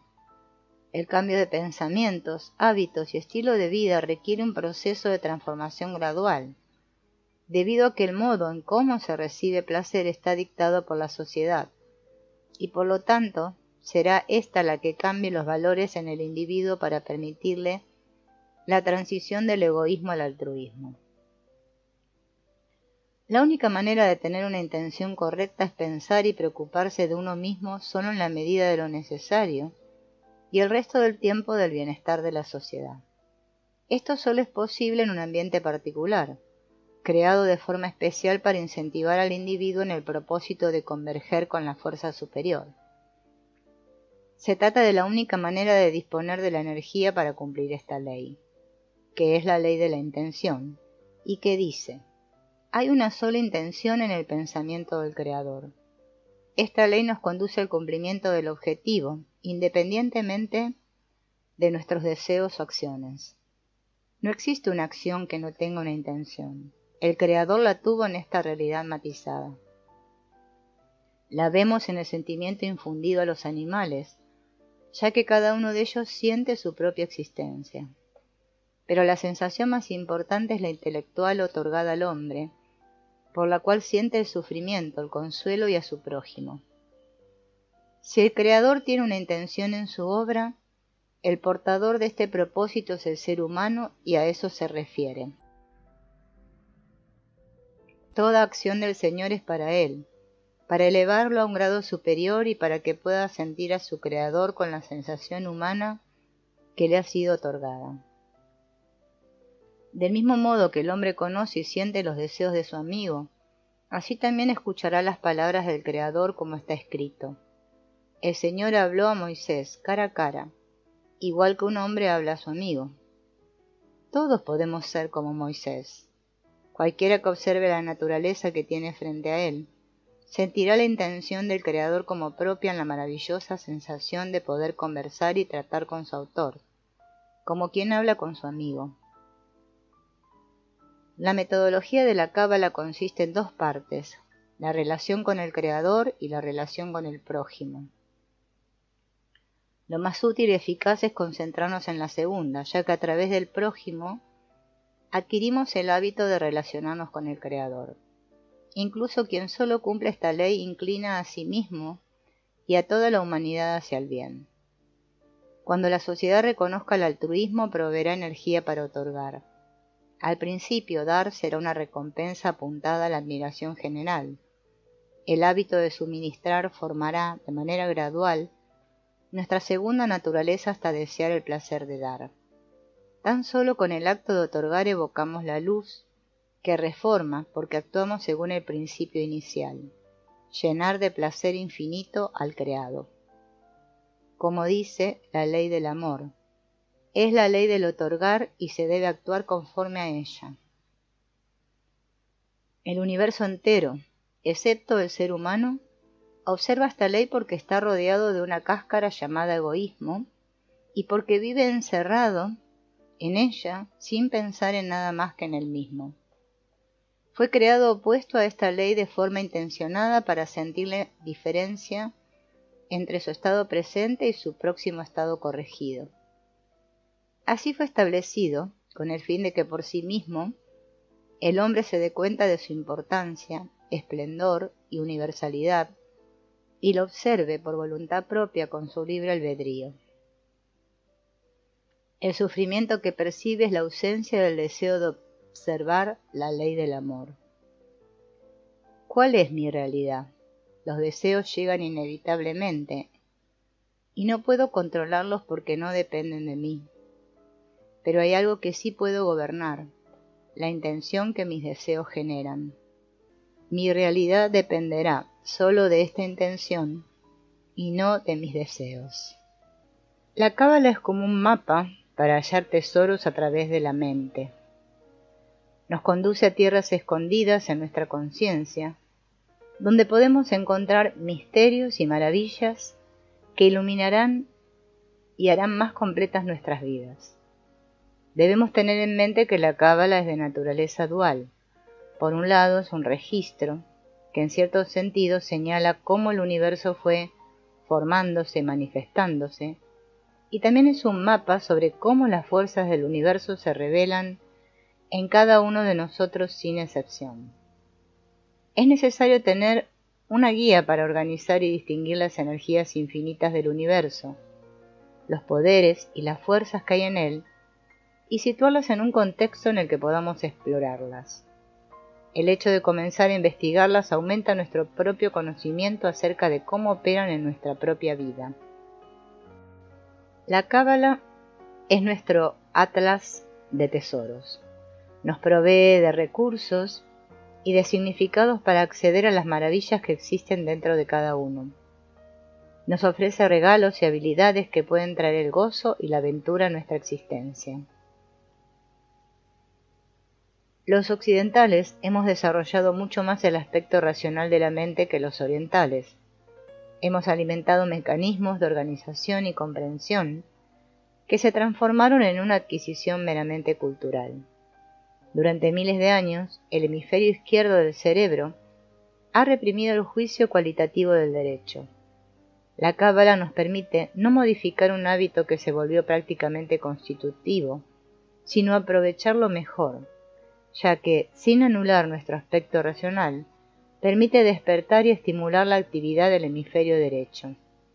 Nos lleva a realizar actos más intuitivos y creativos en nuestras vidas. Nos da una visión lógica y sistemática del universo, de su evolución y de las energías dentro de él. Nos hace capaces de concentrar esas energías más creativamente en nuestro beneficio, guiándonos en aquellas habilidades internas que permiten que nuestra capacidad de innovar se manifieste. La cábala tradicionalmente se presentó como algo misterioso y complejo. Sus múltiples correlaciones y aplicaciones pueden frustrar al más dedicado de los principiantes. A ellos, sobre todo, les conviene recordar que es solo un mapa, y por lo tanto lo mejor es comenzar por familiarizarse en términos generales. Más tarde, y una vez adquirida esta visión de conjunto, será el momento de explorar las otras rutas. La dificultad muchas veces proviene de nosotros mismos, de una actitud equivocada que trata de tomar más de lo que nos permite nuestra capacidad. Dentro de este mapa está guardado el tesoro de la comprensión de nosotros mismos en todos los niveles, el físico, el emocional, el mental y el espiritual. Lo que intenta es poner en la forma de un diagrama cada fuerza, cada elemento y factor, el universo y el alma humana. Hay algo que resulta maravilloso de este sistema llamado el árbol cabalístico de la vida, y es que se adapta a cada individuo, por lo tanto solo es complicado si uno cree que es complicado. En realidad es algo completamente mágico. Nos permite buscar las riquezas y los mundos de maravilla a nuestro propio ritmo. Nos permite crecer y aprender según nuestros tiempos. El árbol de la vida es simple, es un símbolo viviente en el que todas las fuerzas representadas existen y actúan sobre nosotros todo el tiempo. Nada opera dentro del universo sin afectar a sus elementos. El levantar un brazo puede ser un acto singular, pero incluye muchos factores, ondas cerebrales, impulsos nerviosos, contracción muscular, etc. Todo opera en relación a algo más. No podemos separar enteramente un aspecto del otro. Por lo tanto, al trabajar con este diagrama, comenzamos a reconocer y entender las fuerzas que operan entre sí y sobre nosotros, y a aprender a equilibrarlas y usarlas en nuestro beneficio, en lugar de que sean ellas las que nos gobiernen.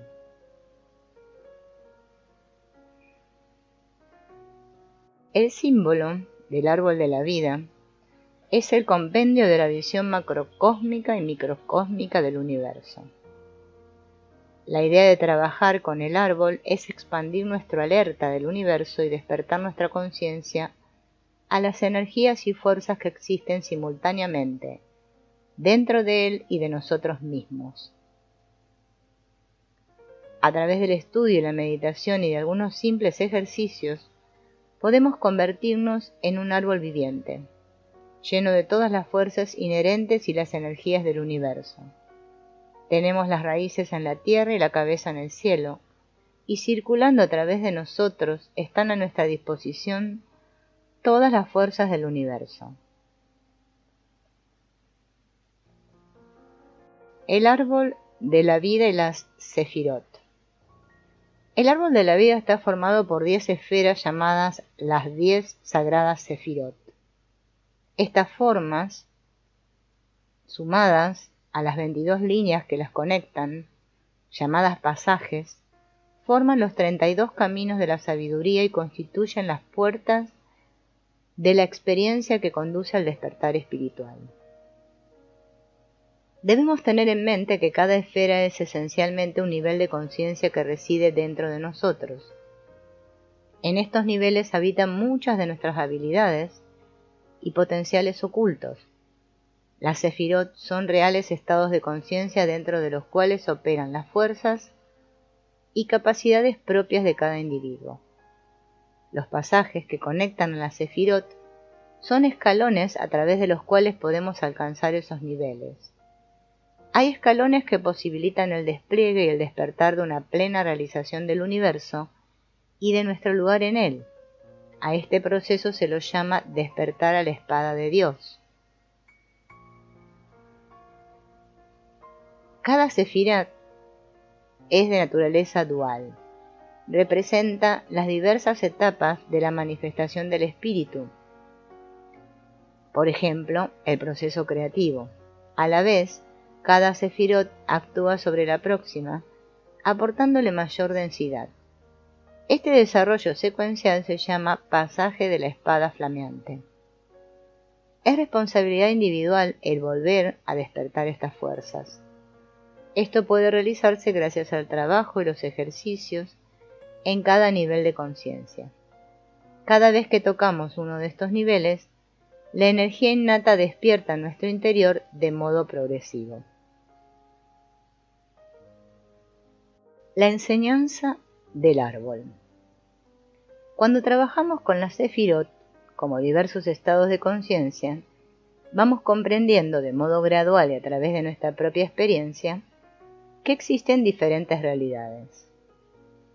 Las energías desplegadas nos revelan la existencia de planos invisibles para la mirada ordinaria, donde hay vida tan real como la vida física. El propósito de la cábala es expandir nuestra conciencia e incitar nuestro despertar espiritual. Una de las más gozosas e inolvidables experiencias es el primer contacto con la vida angélica que opera dentro de cada sefirot. La sabiduría, el amor y el poder que evocan las sefirot nos movilizan de tal manera que nos permiten transportarnos por encima de las circunstancias físicas. Se hace evidente el hecho de que hay seres de fina sustancia tratando de ayudarnos amorosamente en nuestro crecimiento. Entrada en las esferas de energía. Cuando comencemos a explorar el territorio de los niveles de conciencia que llamamos sefirot, debemos tener en cuenta que no los veremos en el orden en que se manifiestan. Para acceder a ellos y como consecuencia, nuestro mapa particular, debemos proceder siguiendo un orden inverso, es decir, empezando con el nivel de Malkut, que es el más bajo, porque los niveles que se encuentran cerca del Malkut son los más próximos a nuestro estado habitual de conciencia. A medida que ascendemos por el árbol, los niveles se vuelven más espirituales en su naturaleza. Hay que tener en cuenta que eso no los hace ni mejores ni peores, o más poderosos que los otros. Simplemente sucede que el nivel espiritual superior es un plano de más difícil acceso para nosotros, mientras aún estamos en el plano estrictamente físico. Podemos hacer una analogía con el cambio de estado de la materia. Difícilmente el vapor se transformará en hielo de modo inmediato, sino que lo hará de acuerdo a etapas, según las cuales el vapor sufre un proceso de licuefacción y luego se solidifica y transforma en hielo. Despertar las energías en cada nivel cuesta un pequeño esfuerzo. Para abrir las puertas de los planos ocultos de la conciencia solo se necesita tener la intención y el deseo de hacerlo con amor y entrenar mediante ejercicios que veremos más adelante. Estos ejercicios permiten la capacidad de concentrarse. El cuerpo y el alma deben ser preparados de la manera adecuada para recibir la energía y poder usarla correctamente. Si este paso no se cumple, la energía desplegada resultará una molestia y hasta puede constituir un bloqueo que finalmente ocasionará todo tipo de malestares. Comencemos por Malkut. Malkut es el estado de conciencia más cercano a nuestro estado de vigilia natural. Es el nivel que afecta más directamente a la vida física. A pesar de que está localizado en el final de nuestro mapa, no es menos importante que otros niveles de conciencia. Es de hecho el recipiente de las energías de todos los otros niveles. Es nuestra tarea comenzar a reconocerlo y separarlo y utilizar aquellas energías en toda su extensión. En este nivel comenzamos a reconocer la divinidad que reside en toda materia física. También en este nivel descubrimos que toda vida tiene su propia conciencia. Trabajamos en este nivel para despertar mayor discernimiento en nuestras vidas. Esta es la virtud que podemos descubrir para nosotros en Malkut. Aprendemos a discriminar entre lo bueno y lo malo, a dónde ir y a dónde no, cuándo trabajar y cuándo descansar. Aprender a discriminar qué es mejor para uno como individuo es la razón por la que desarrollamos este nivel. Este nivel de conciencia nos revela las cosas escondidas en nuestro pequeño universo y que no habíamos entrenado para ignorar o para relegar al terreno de la fantasía. Los defectos o vicios de esta esfera, que pueden despertarse al ingresar y sobreestimularla, son la inercia y la avaricia. Nos encontramos en el plano físico y si queremos producir frutos, debemos trabajar para ello.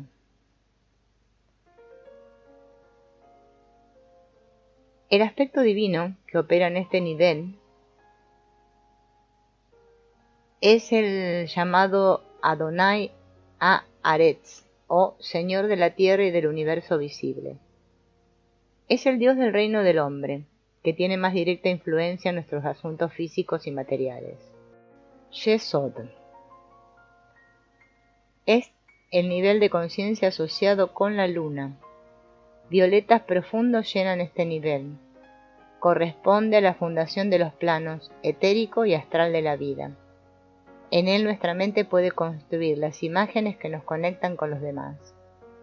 A través de este nivel podemos aumentar nuestra comprensión de los ritmos, las fluctuaciones y las corrientes de nuestro crecimiento orgánico y los cambios cíclicos que ocurren a nuestro alrededor. Es también aquí donde podemos tocar nuestro subconsciente y las funciones físicas y biológicas de la vida, para despertar y estimularlas en una gran actividad.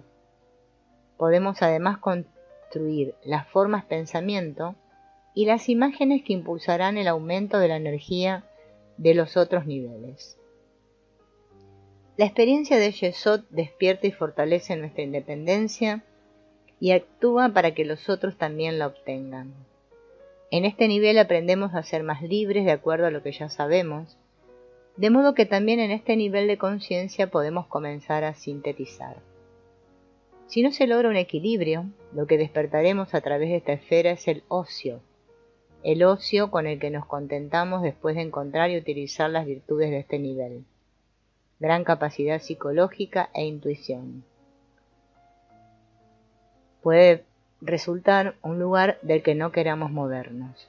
Es entonces cuando debemos volver a trabajar con el nivel previo de conciencia y fortalecer nuestra habilidad para discriminar. El aspecto divino que opera en este nivel es el llamado Shaddai, el Chai o el Dios viviente todopoderoso. Al tocar este aspecto, experimentamos una visión del sistema del universo. Esto no significa que podamos comprender el plan divino que existe detrás de todas las cosas, pero sí que nos estamos moviendo en esa dirección, y mientras lo hacemos, advertimos que ese plan o sus razones no serán reveladas a su debido tiempo. Hod. Ese nivel de conciencia llamado gloria o esplendor. En astrología corresponde a la esfera de Mercurio. Su color es anaranjado. Trabajar este nivel nos asiste en el aprendizaje, la comunicación, los negocios y el intercambio de ideas. Puede revelar deseos de viajar, de realizar contactos, de vincularse con el arte de la magia y del pensamiento en general. Esta esfera de conciencia puede llevarnos a imprimir nuestro deseo sobre la materia astral para crear manifestaciones dentro de la vida física. Es aquí donde entendemos el milagro de la materialización y la desmaterialización. En este nivel despertamos la virtud de la verdad. Si hay falsedad en nosotros o decepción, puede ser revelada a través del contacto con este nivel de conciencia. Es bastante sencillo, mientras crecemos en el conocimiento de nuestro mapa, usar ese saber en forma deshonesta. Por ello, el vicio que puede ser necesario enfrentar y equilibrar aquí es la deshonestidad.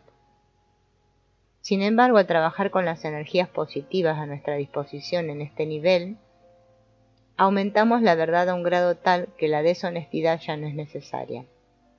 El entendimiento nos abre al saber de nuestras vidas y produce como consecuencia una mejora en la salud o en la economía. Es esta esfera la que revela cómo. El aspecto divino que opera en este nivel es llamado Elohim Sabaoth, que significa Dios cobija y regula el universo en armonía y sabiduría.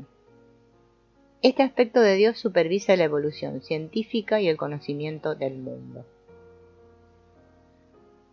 Netzach es el nivel verde esmeralda de conciencia que permite manifestar lo que es llamado la visión de la belleza triunfante. Es el tipo de belleza que no solo nos deja anonadados y sin palabras, sino también la que nos impulsa a advertir que debe haber una mano divina en su creación. Es el mismo tipo de sentimiento que experimentamos al contemplar escenas de la naturaleza que nos atrapan y que nos dejan con el corazón en la garganta. Es el nivel de las emociones y la zona que posibilita trabajar realmente en áreas que tocan nuestro corazón. Gracias a su despliegue y desarrollo podemos llegar a comprender más profundamente el sentido de nuestras relaciones, del amor, de las artes. Es la esfera donde el amor a la naturaleza puede ser despertado. Trabajar en este nivel fortalece nuestra inspiración y creatividad. Aspecto divino que opera en este nivel.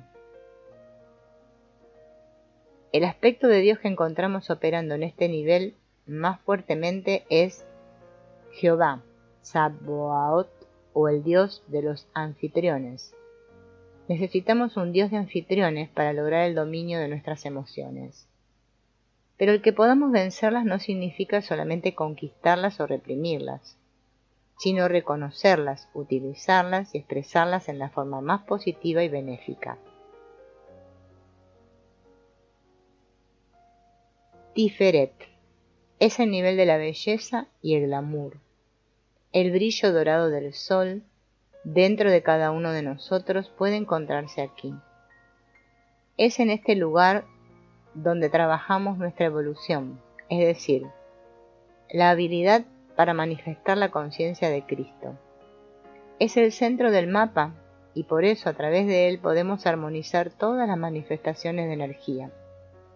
La curación, la abundancia y el éxito llegan a través de Tiferet. Su desarrollo despierta una devoción hacia la gran obra y podemos experimentar una visión de la armonía de las cosas y una comprensión del misterio del sacrificio. Logramos mirar el universo en su complejidad y perfección. Si la energía que despertamos a través de este nivel se encuentra desequilibrada, manifestará el falso orgullo. Se debe tener cuidado de no volverse demasiado vanidoso y orgulloso. Debemos tener en mente que cuanto más manifestamos, más responsables y cautos necesitamos ser. Aspecto divino que opera en este nivel. El aspecto de Dios que más fuertemente se activa en este nivel es Eloah Va-Da'ati, o el Dios del conocimiento y la sabiduría.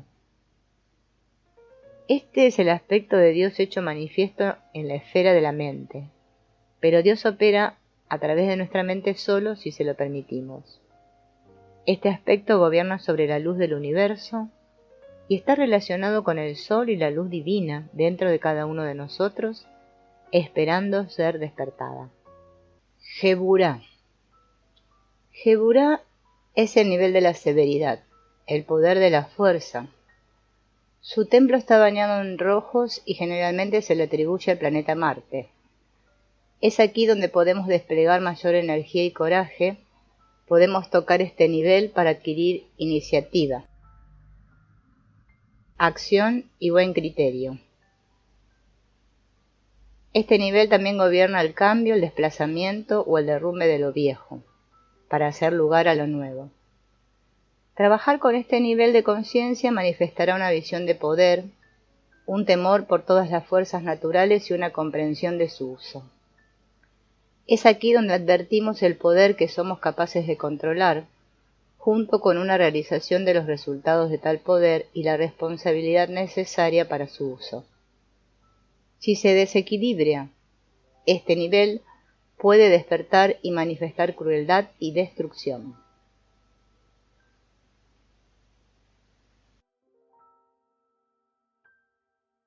Aspecto divino que opera en este nivel.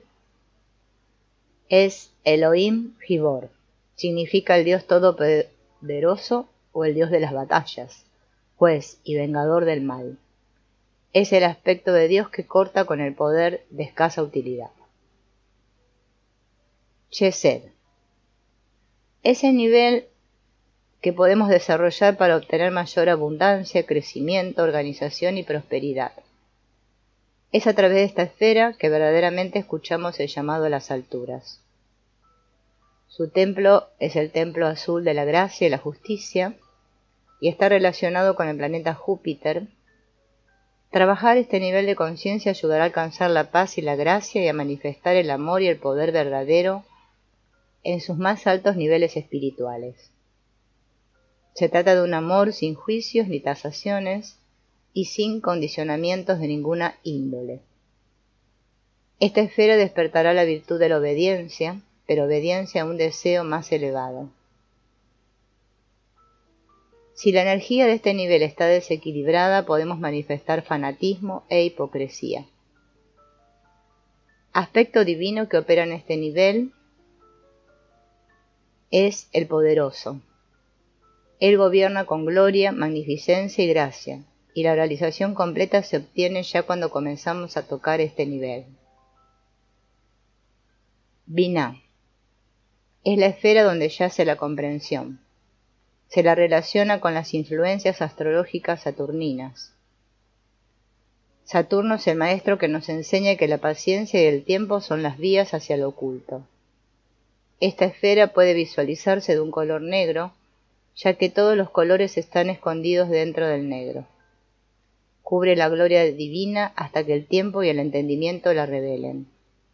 Comprendemos las situaciones que en el pasado nos resultaron difíciles y oscuras. La virtud que despierta el trabajo en esta esfera es la del silencio. Necesario para escuchar, es una herramienta esencial de la comprensión. Si se desequilibra, la energía en este nivel puede manifestarse como avaricia, un deseo de apropiarnos de todo en lugar de interpretar que nada está separado de nosotros. Aspecto divino que opera en este nivel es Jehová Elohim. Es el aspecto de Dios que manifiesta la perfección de la creación y la vida del mundo por venir. Esta esfera nos permite comprender el ciclo de la vida y todas las situaciones que debemos enfrentar durante su curso. Gokmah. Gokmah es el nivel de la sabiduría en su verdadera forma. Su mundo puede ser visualizado como un gris nuboso, un vapor transparente perlado. Contiene la luz divina hallada en Keter, el nivel más profundo, pero mezclada con todos los otros colores e irradiando sus tonos grisáceos. Nos permite llegar a la sabiduría divina trabajando desde dentro del universo. La experiencia es una visión, pero no una visión con los ojos del cuerpo. Despierta la devoción y la piedad. Esta esfera de conciencia despierta el saber oculto dentro de nosotros, una sabiduría que trasciende las simples revelaciones y las percepciones ordinarias. Aspecto divino que opera en este nivel es Ya'ah, que significa divino, sabiduría ideal.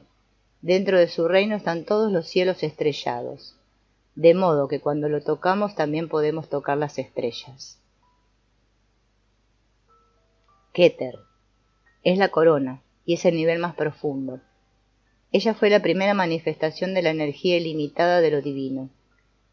No existe nada más espiritual. Fue la primera que llegó directamente de la nada y es la más cercana a la nada. Es un nivel de conciencia de pura luz, un brillo blanco divino.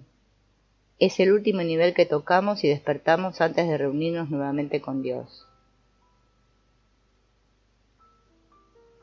Aspecto divino que opera en este nivel es Ye.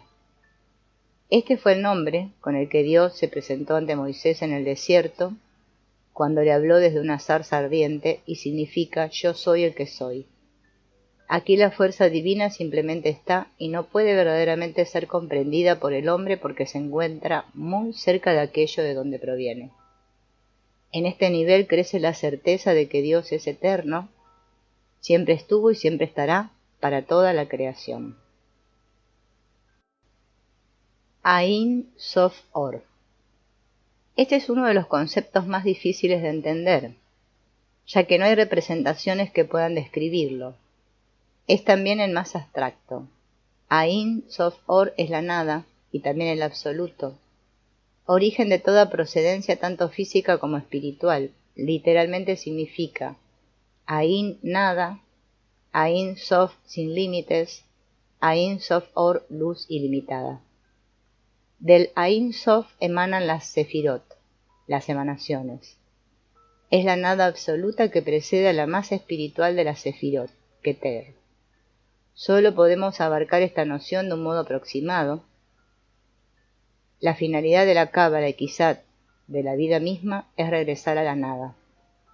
Es comparable al nirvana de la filosofía hindú y el concepto de los días y noches del Brahma. Según esta idea, en grandes intervalos históricos, la totalidad del universo vuelve a la fuente de la nada. Lo manifiesto se torna no manifiesto. El Ain Sof Or es la fuente a partir de la cual se manifiesta el todo.